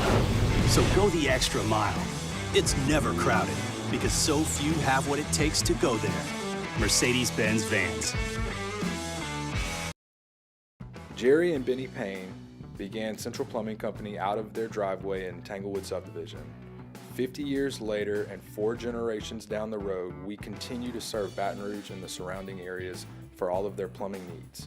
Residential, commercial, industrial, or hospitality, Central Plumbing is here 24/7, 365. We want to thank our customers, family, and friends for 50 years of success. And looking forward to 50 more. Dylan Cruz here to tell you about Six Rings Baseball and Softball Camp. If you live on the North Shore and play ball, go to Six Rings Camps with former LSU assistant coach Dan Canaveri. His knowledge is second to none, and your child will improve and have fun doing it. Camps were held at Coquille Park and Six Rings Academy in Covington with 4 sessions over the summer. Full day and morning only sessions are available from ages 7 to 13. Go to sixringsbaseball.com or call 985-206-9096. Learn the game to love the game. Breck teamed up to reimagine your parks, and you imagined big. With your help, we went to work, creating 12 beautiful community parks across the parish. A family-sized water park, miles and miles of trails, and parks just for your dogs. There are more places to splash, to explore, to run wild, and even soar. You imagined, we delivered. Gold. Breck, your #1 park system in the nation.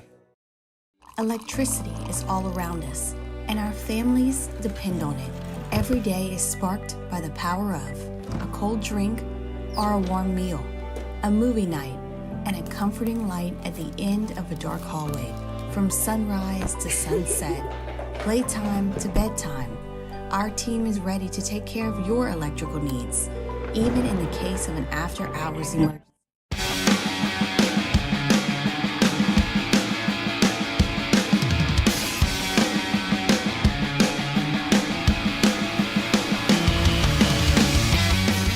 After further review, powered by Sunshine, your hometown John Deere dealer in Louisiana.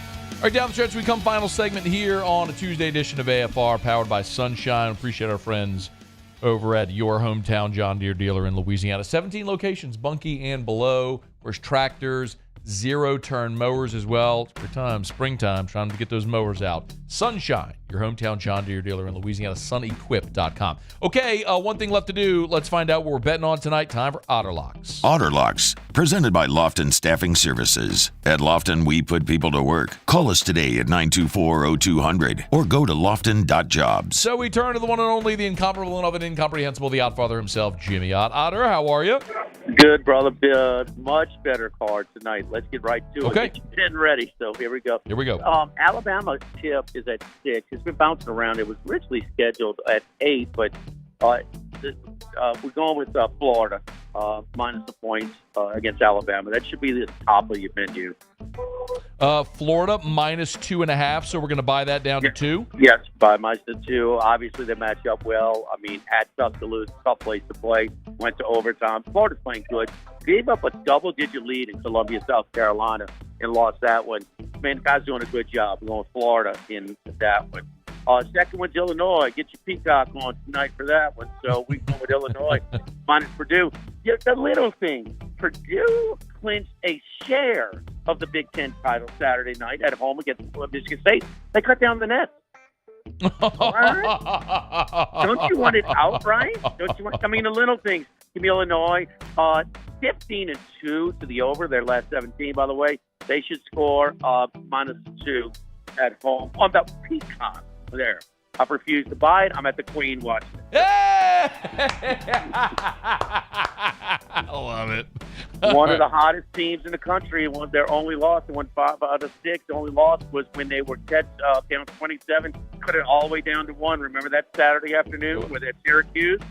And now North Carolina laying 16. Notre Dame and the 3 freshmen for the new coach there is doing a great job, including his son. Yeah, Carolina's got a little bit of a look-ahead spot. Duke on Saturday gives Notre Dame plus 16 against North Carolina. Okay. Syracuse, hot team. Talked about them. They've been covering.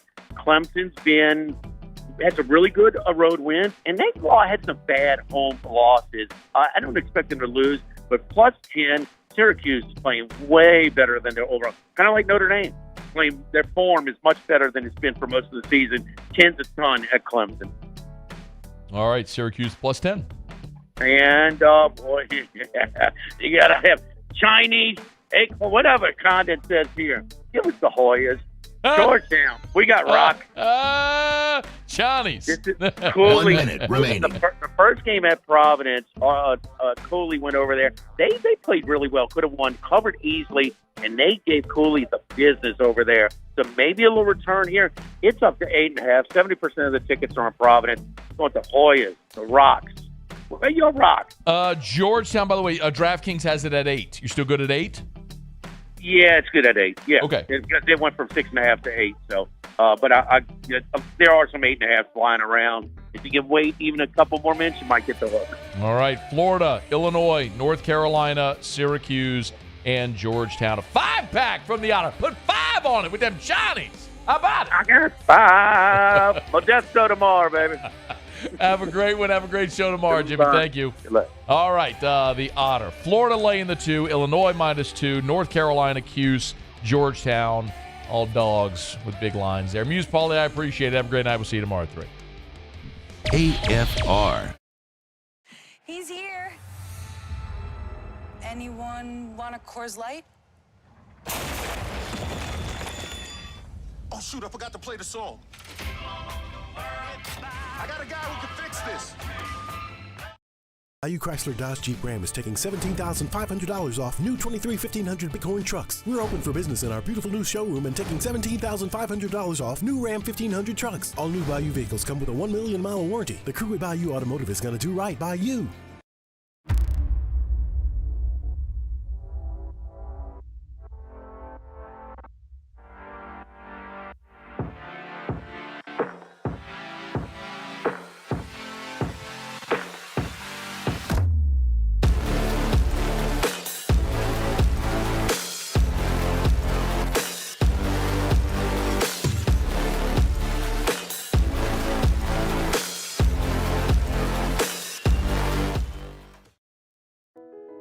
I've been doing business with Luba for 25 years.